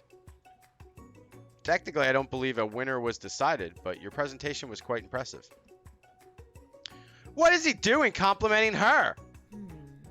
But what about the flavor of my delicate, warm, gooey chocolate sauce? It was clear that you're passionate about how your food is received. That's a lot of words to say. It was bland. Excuse me, Circle. I am more than capable enough to speak for myself. Uh-oh. I think we're pissing off Colonel Sanders. Maybe you could tell me more of your thoughts as we walk into class, Colonel. I'm always interested in discussing the fine art of fine foods. See you inside, Circle. I think we already pissed him off. Annoyed by Colonel Sanders' inability to see Ashley for who you know she really is, you walk across the quad to get some distance. In an attempt to distract yourself from how slighted you feel by that interaction with Ashley, you take out the spell book you recovered yesterday and start flipping through the pages. Whoa, that's that book! Looks like bad news. It's just something I found lying around. It would appear to be some sort of grimoire, but I don't really believe in that magic stuff.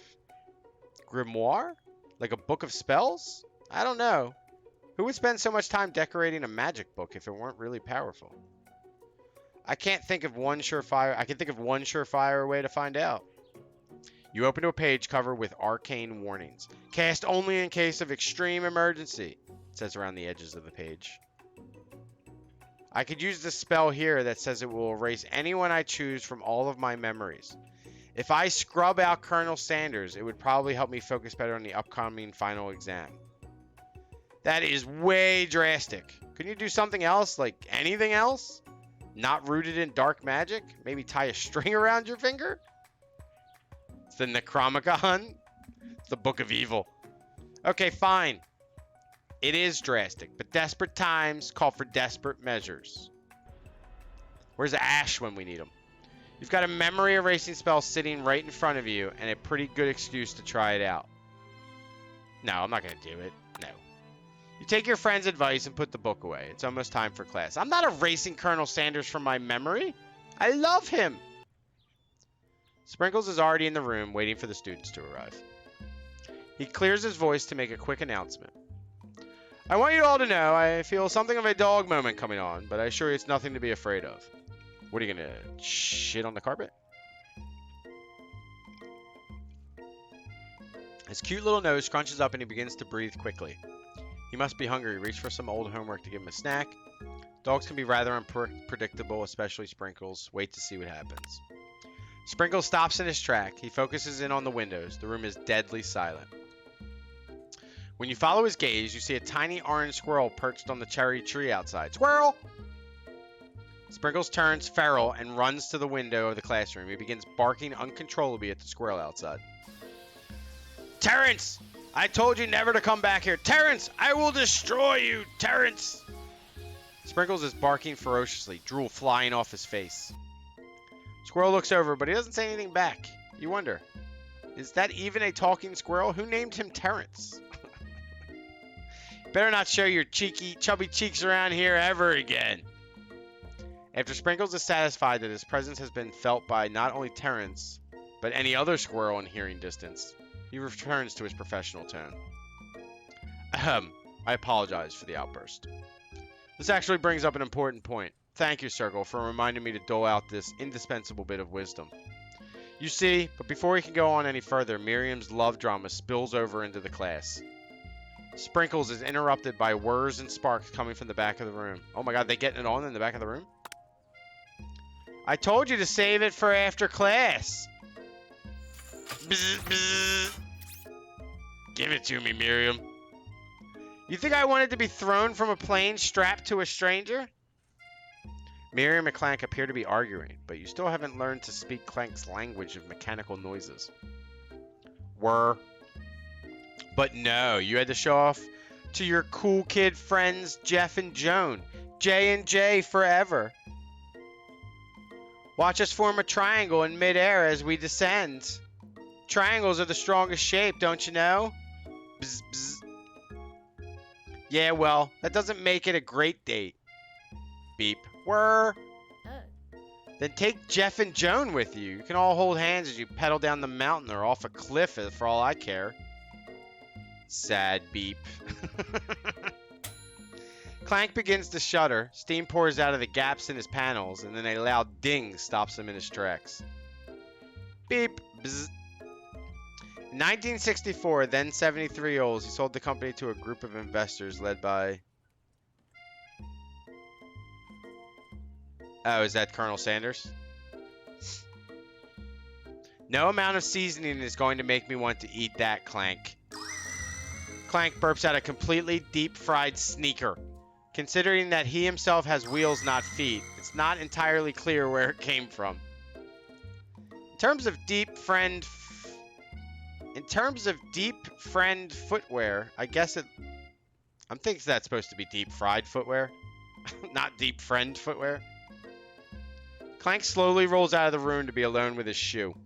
Everyone tries to pretend like they didn't see that entire thing going down. Nothing like a loud public break-up to cast a pall over the final day of school. Oh, that's Jack and John. Oh, okay. Oh, alright. I think it's kind of cool that they put that stuff in there. Shane loves deep-fried footwear. Well, that was unfortunate. But we mustn't be distracted from what lies ahead. The final competition showdown challenge exam. TM. I'm still working on the title, but I think you get it. Test time approaches. See you all in the arena. But before you can think about your upcoming competition, there's a very beautiful soul nearby in need of a pep talk. Hey, Miriam, you alright? Okay. I'm so mad I could smash a tiny mug, spilling several droplets of hot cocoa all over the floor. How could he embarrass me in class like that, in front of everyone? Her tiny cocoa is a delicious treasure, so you know that this breakup is no joke, even if the source of her frustration is such a silly boy. It's a robot, by the way. I know that you know this, but I'm going to say it out loud. You don't need anyone. Me and you, we're going to cruise through this final test and hit the carpool lane to Success City. Miriam brightens up, imagining the wind rushing through her short bangs, but she hesitates to embrace the feeling all the way. You're not going to saddle up on Colonel Sanders' stallion and ride off into the sunset without me? Well, if I get a chance, I will. Of course not. Well, maybe sort of, but I'm sure there's a pony out there with your name on it, and a ranch big enough for both of us and whoever else we want to bring along. If it's not Pop or Clank or anyone else you meet today, tomorrow, or this whole year, so what? You're a special person who shouldn't settle for the first someone to show a little interest, anyhow. It's actually good words for a lot of people. Don't settle for the first person. Miriam gives you a big hug and wipes the tears from her cheeks. I should really review my menu for today. I'm going to make a very special soup. And I bet that Professor Dog is going to love it up. While you were pep talking Miriam, you completely missed lunch. But that's okay, because you had a better idea of how to spend the time before your exam. You decided to head to the arena early to practice the dish. This is it. The location of your final challenge. A test of will, a test of courage, a test of talent. And a chance to beat the pants off Van Van, the supposed man-man, and his eviler counterpart, Ashley. As planned, you begin to run through a quick test of a recipe you've been working on. Circle's famous chicken pot pie. After practicing for months, making this dish comes second nature to you, and you're able to quickly get a fresh pot pie in the oven. But as soon as you do, your cram session is interrupted by Colonel Sanders. Circle, what are you doing here? There's still time before the final exam. Oh, just taking it all in. I'm big into visualizing success. I'm looking at my station and picturing victory. The pot pie has begun to bake, and the smell is slowly filling the space around you. Visualizing, huh? That's too bad. I was hoping you were here cooking something delicious. You'd usually happily share your food with anyone who is hungry, but the last time you let Colonel Sanders get in your head, it cost you a cook-off. You decide that it's time to put your cooking above your romantic desires. But that decision gets hard to stick to when the oven timer goes off behind you. Fess up about my practice dish. Okay, you got me. I'm doing a little bit more than visualizing. I know, my nose can smell a pot pie from 400 yards. What are you, Boone? It's an oddly specific distance, but you'd expect nothing less from such an oddly specific man. You knew it was a pot pie just from the smell? Not just a pot pie, but a chicken pot pie. with an all butter crust. And my nose is telling me something else. Oh no, is it burning? Ha ha, no. I can smell that it was made with a heaping helping of TLC. But it'll probably start burning any second if you don't pull it out. The moment of truth. Oh, that looks yummy. Wow. It's the best pot pie I've ever tasted. I've always loved country cooking, and I could eat this all day. There's no time left. The final showdown is about to begin. Sprinkles lays down the ground rules. There are no rules. That is, except to cook with everything you've got. You step up for the cook-off of a lifetime. You decide that mac and cheese plus the pot pie you've been practicing are just the dish that'll put you over the edge.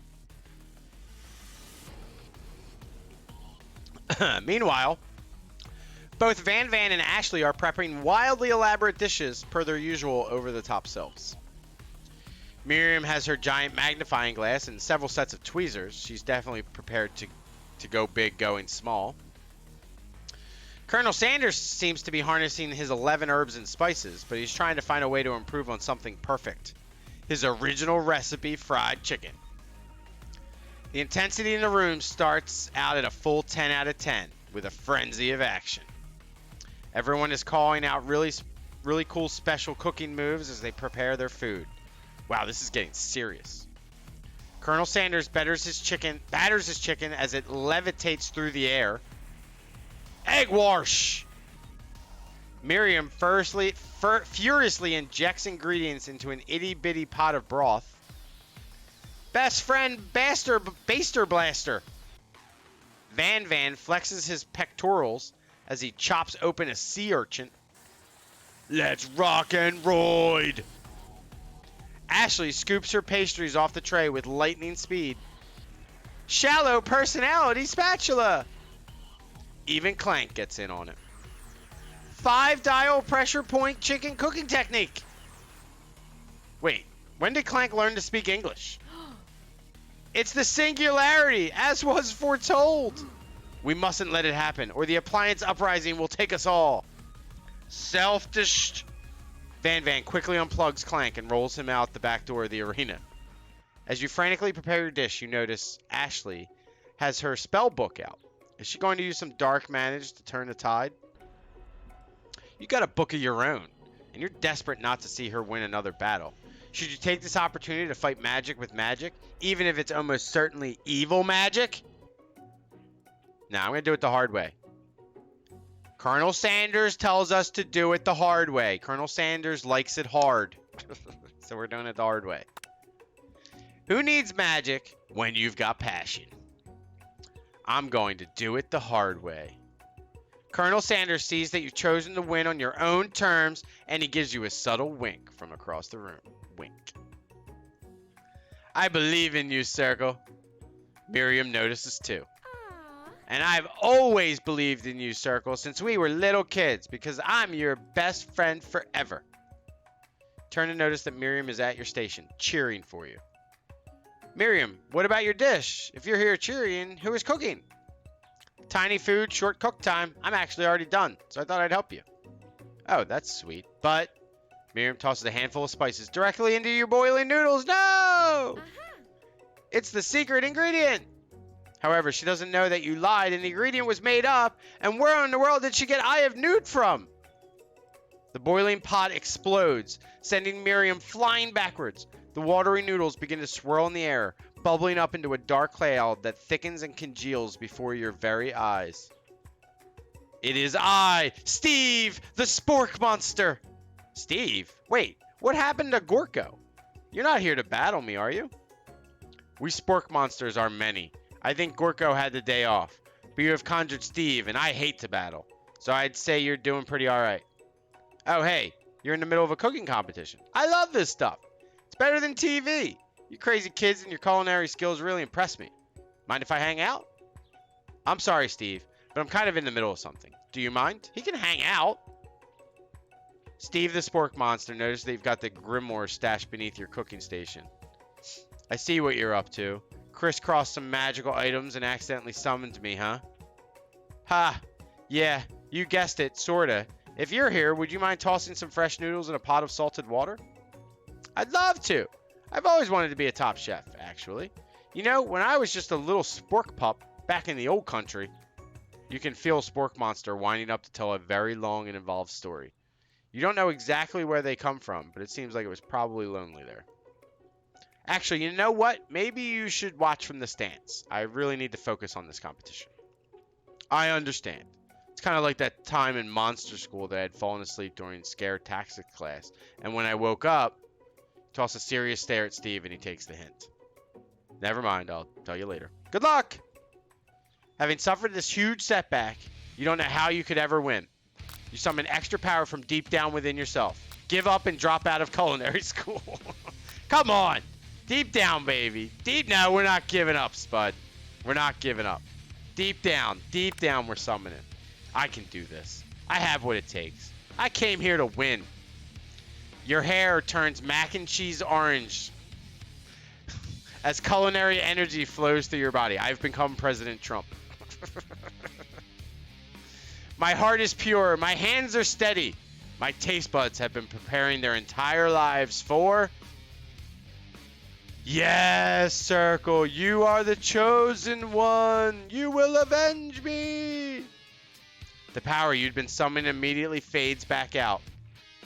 You interrupted my inspiring monologue.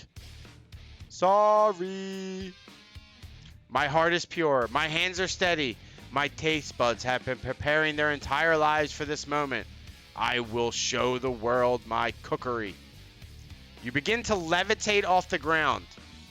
Energy courses through your body. You know that with this power, you can do anything except turn back time, which would be super useful because while you were powering up, your chicken pot pie overcooked in the oven and can't be served. But don't worry, dear Circle. You may have suffered some setbacks, but all is not lost. Impressed with your fortitude, Colonel Sanders decides that you have earned his support. Is he going to give me all 11 herbs and spices?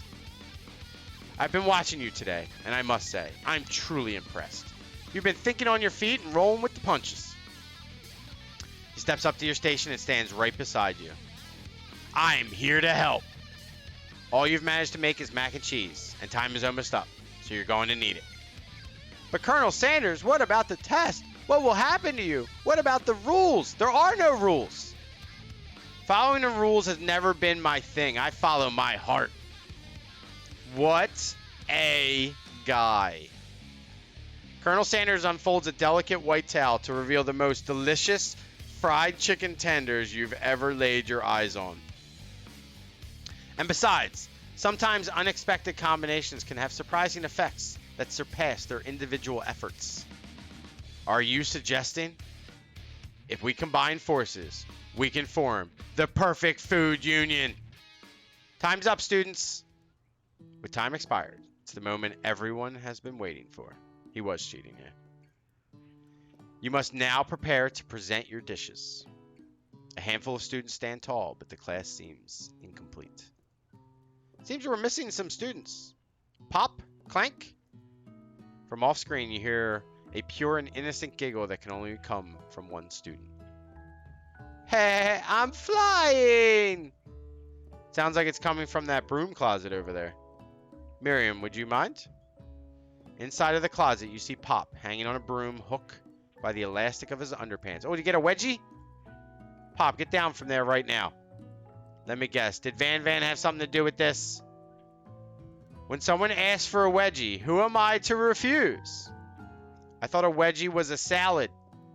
It looks like Pop is eliminated from the challenge, seeing how he didn't cook anything. I can't feel my legs. May I be excused? Sure. You kids and your pranks. I must say, it's not the worst prank in UCSAL history, but it's not exactly yearbook material. Wait a second. Pranks. Clank. Where did that pressure cooker roll off to? You wait to hear a signature word beep or another onomatopoeia, but there's none. Somehow he must have gotten unplugged. I guess. We'll have to figure that out later.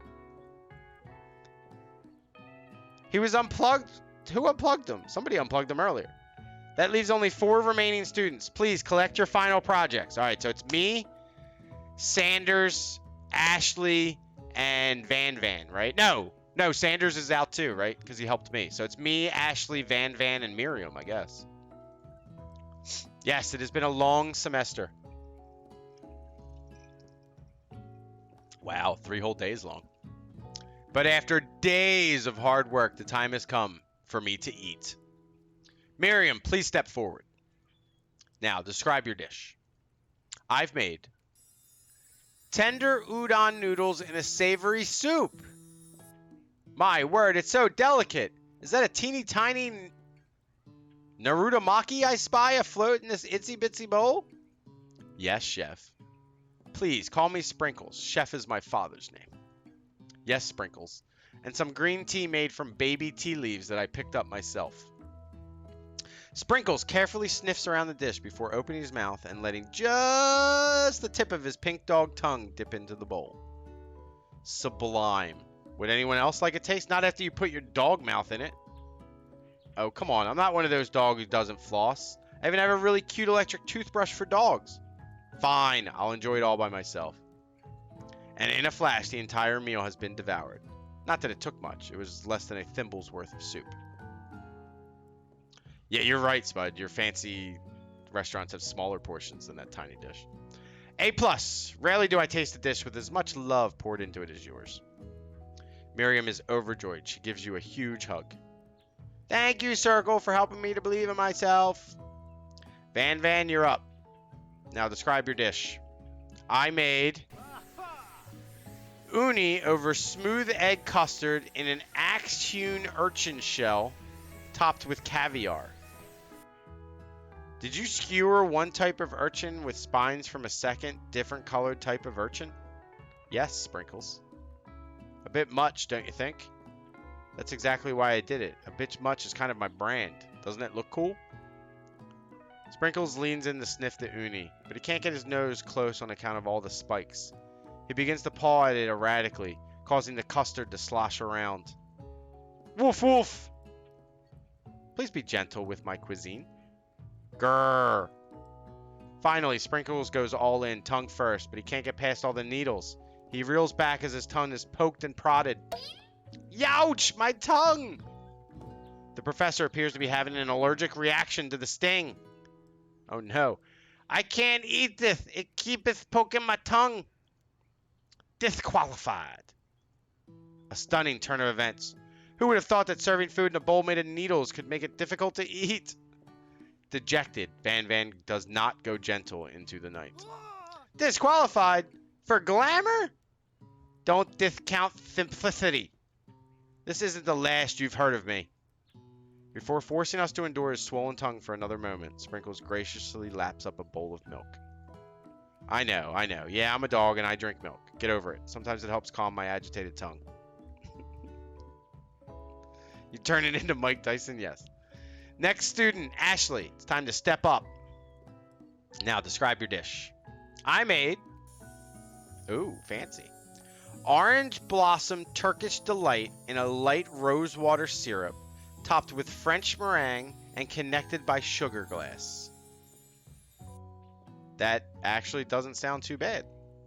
Indeed, it's quite delightful. However, I'd ask that you please refrain from eating it or attempting to taste it in any way. It's very fragile and meant to be a display piece. Don't eat the food? At a cooking school? Got toast in your ears or something? Circle, I told you, it's a display piece. Ashley, I must say, it is beautiful. However, this is a cooking competition at a cooking school. Yeah, which is why I cooked it. And did an extremely good job cooking it, too. I didn't realize that we were having an eating exam. If I wanted to be judged on eating, I'd go to the College of Eating, School for the Hungry.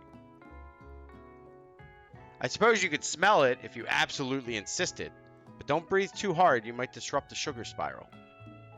If the food cannot be eaten, it cannot be judged. You are disqualified.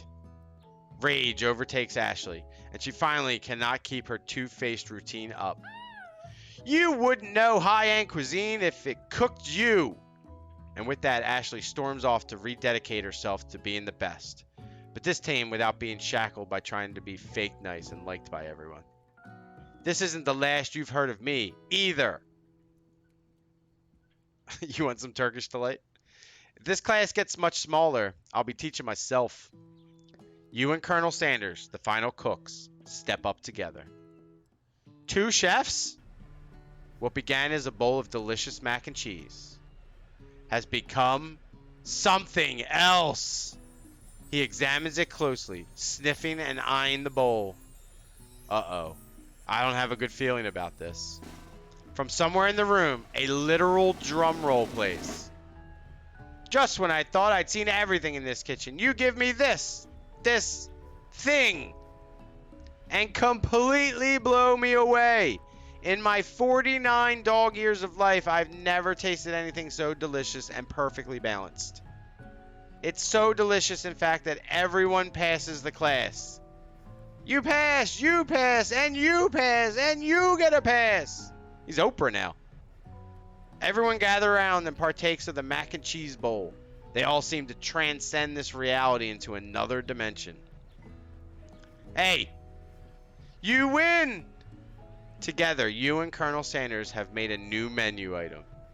The new menu item is so impressive, even the Van and Ashley are drawn back in by its magnetic fragrance.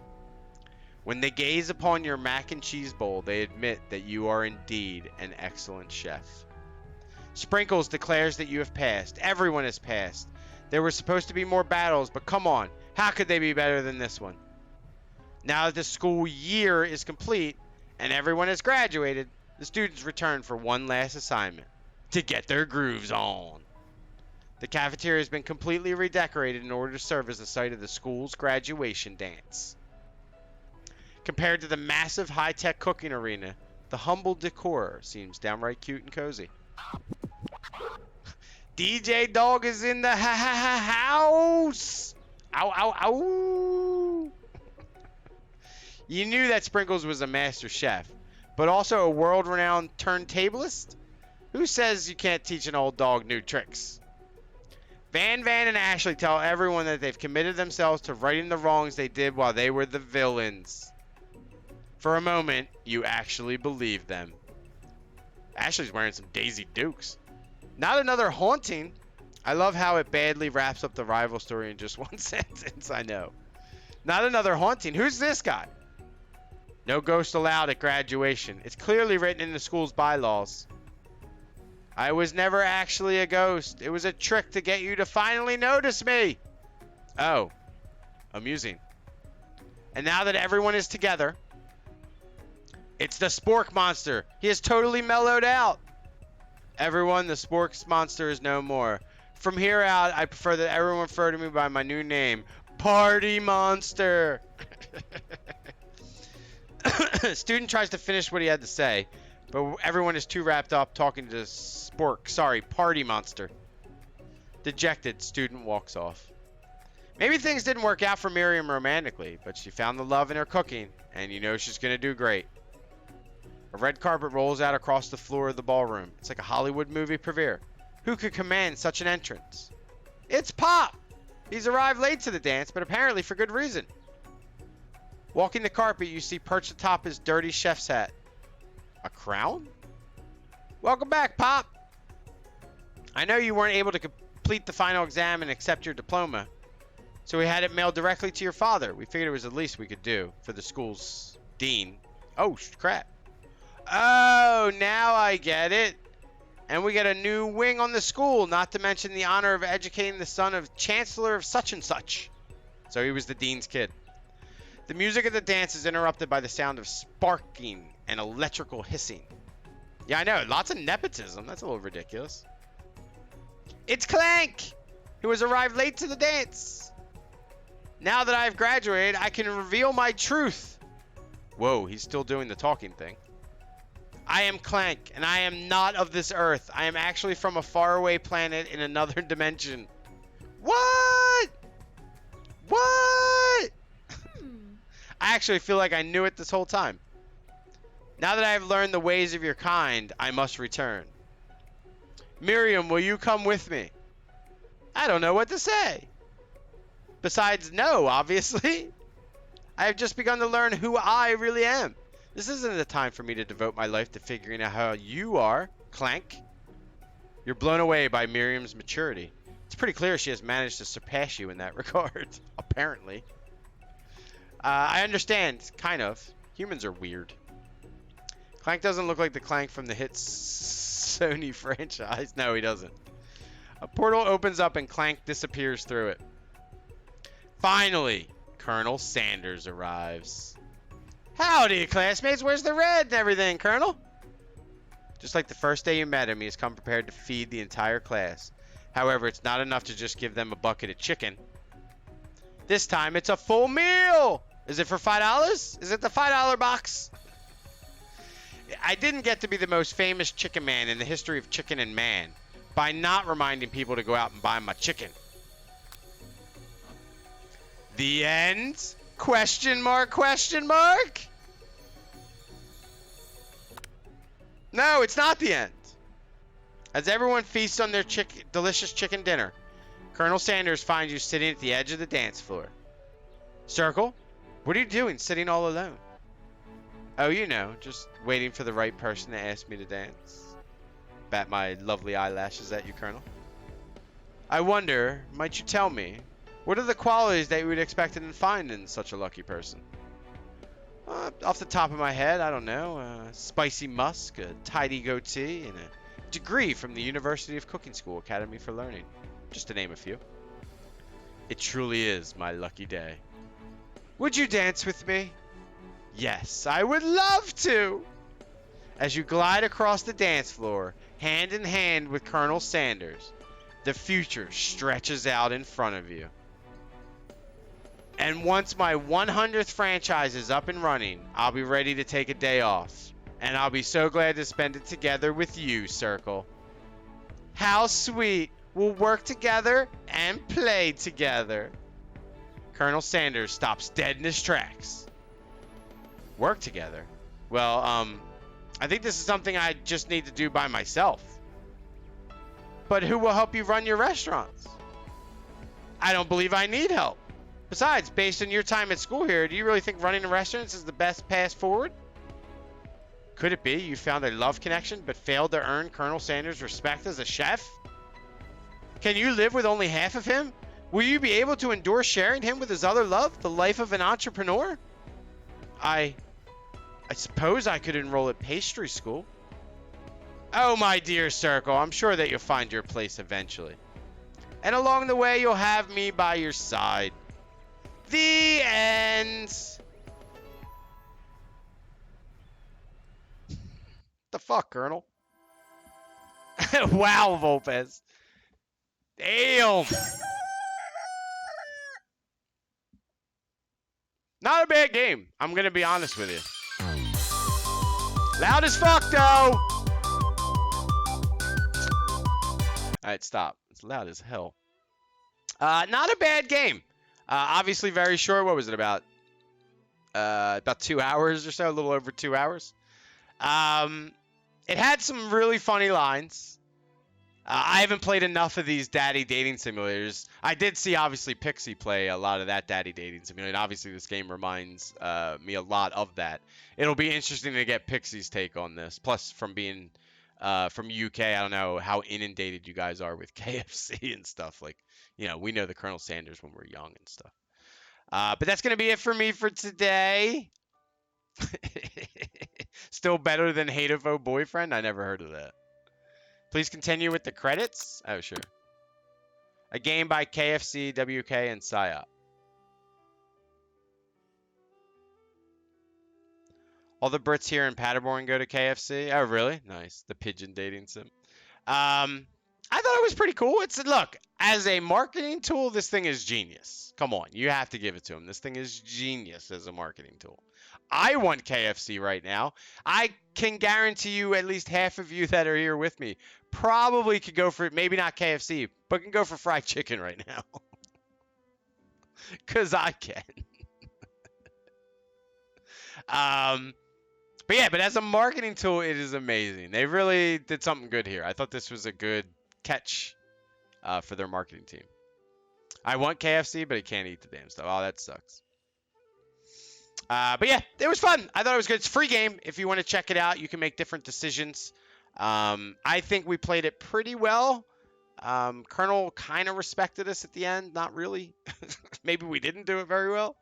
We got him in love. We didn't necessarily get him to respect us as a chef. So we'll at least, we got 50% of him. But that's going to be it for me for today. Thank you for hanging out. I appreciate it. Played 2 games today. We got a little look at Sessions, that skateboarding early access game. I think it's got real great potential. Obviously, just needs to have a lot more areas added to it for you to do. And that game's really going to be won on its editing features.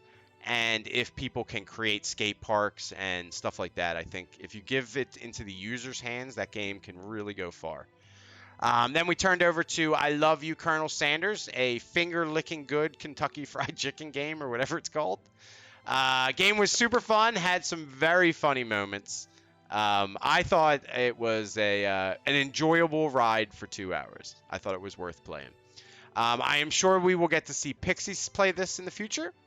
Follow her at twitch.tv/Pixie. She would be our expert on these type of games. So we will obviously have to wait until how she feels about how this compares to like Daddy Dating Simulator and something like that. But thanks everyone, I appreciate it. Oh, sorry Martini. Hey, it's almost worth driving 35 kilometers. Almost.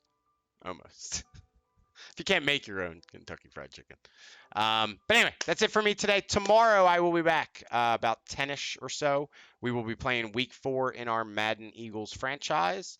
And if you're new to the stream or unfamiliar, stream Tuesday, Wednesdays, and Thursdays, 6:30 p.m. Usually those are our main game nights. We're going to be continuing Telling Lies next Tuesday.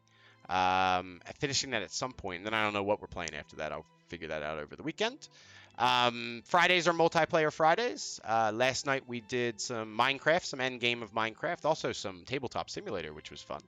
But we did the end game of Minecraft. That was super great. Thank you very much, Spud, for getting us all set up and ready for that. I appreciate it. And then Saturdays we play random games, usually simulation sports games or obviously weird games as well. And Sundays are Madden Sundays for our franchise game during the NFL season. So that's kind of the plan for the week. Thanks, everyone. I appreciate it. Have a good rest of your weekend.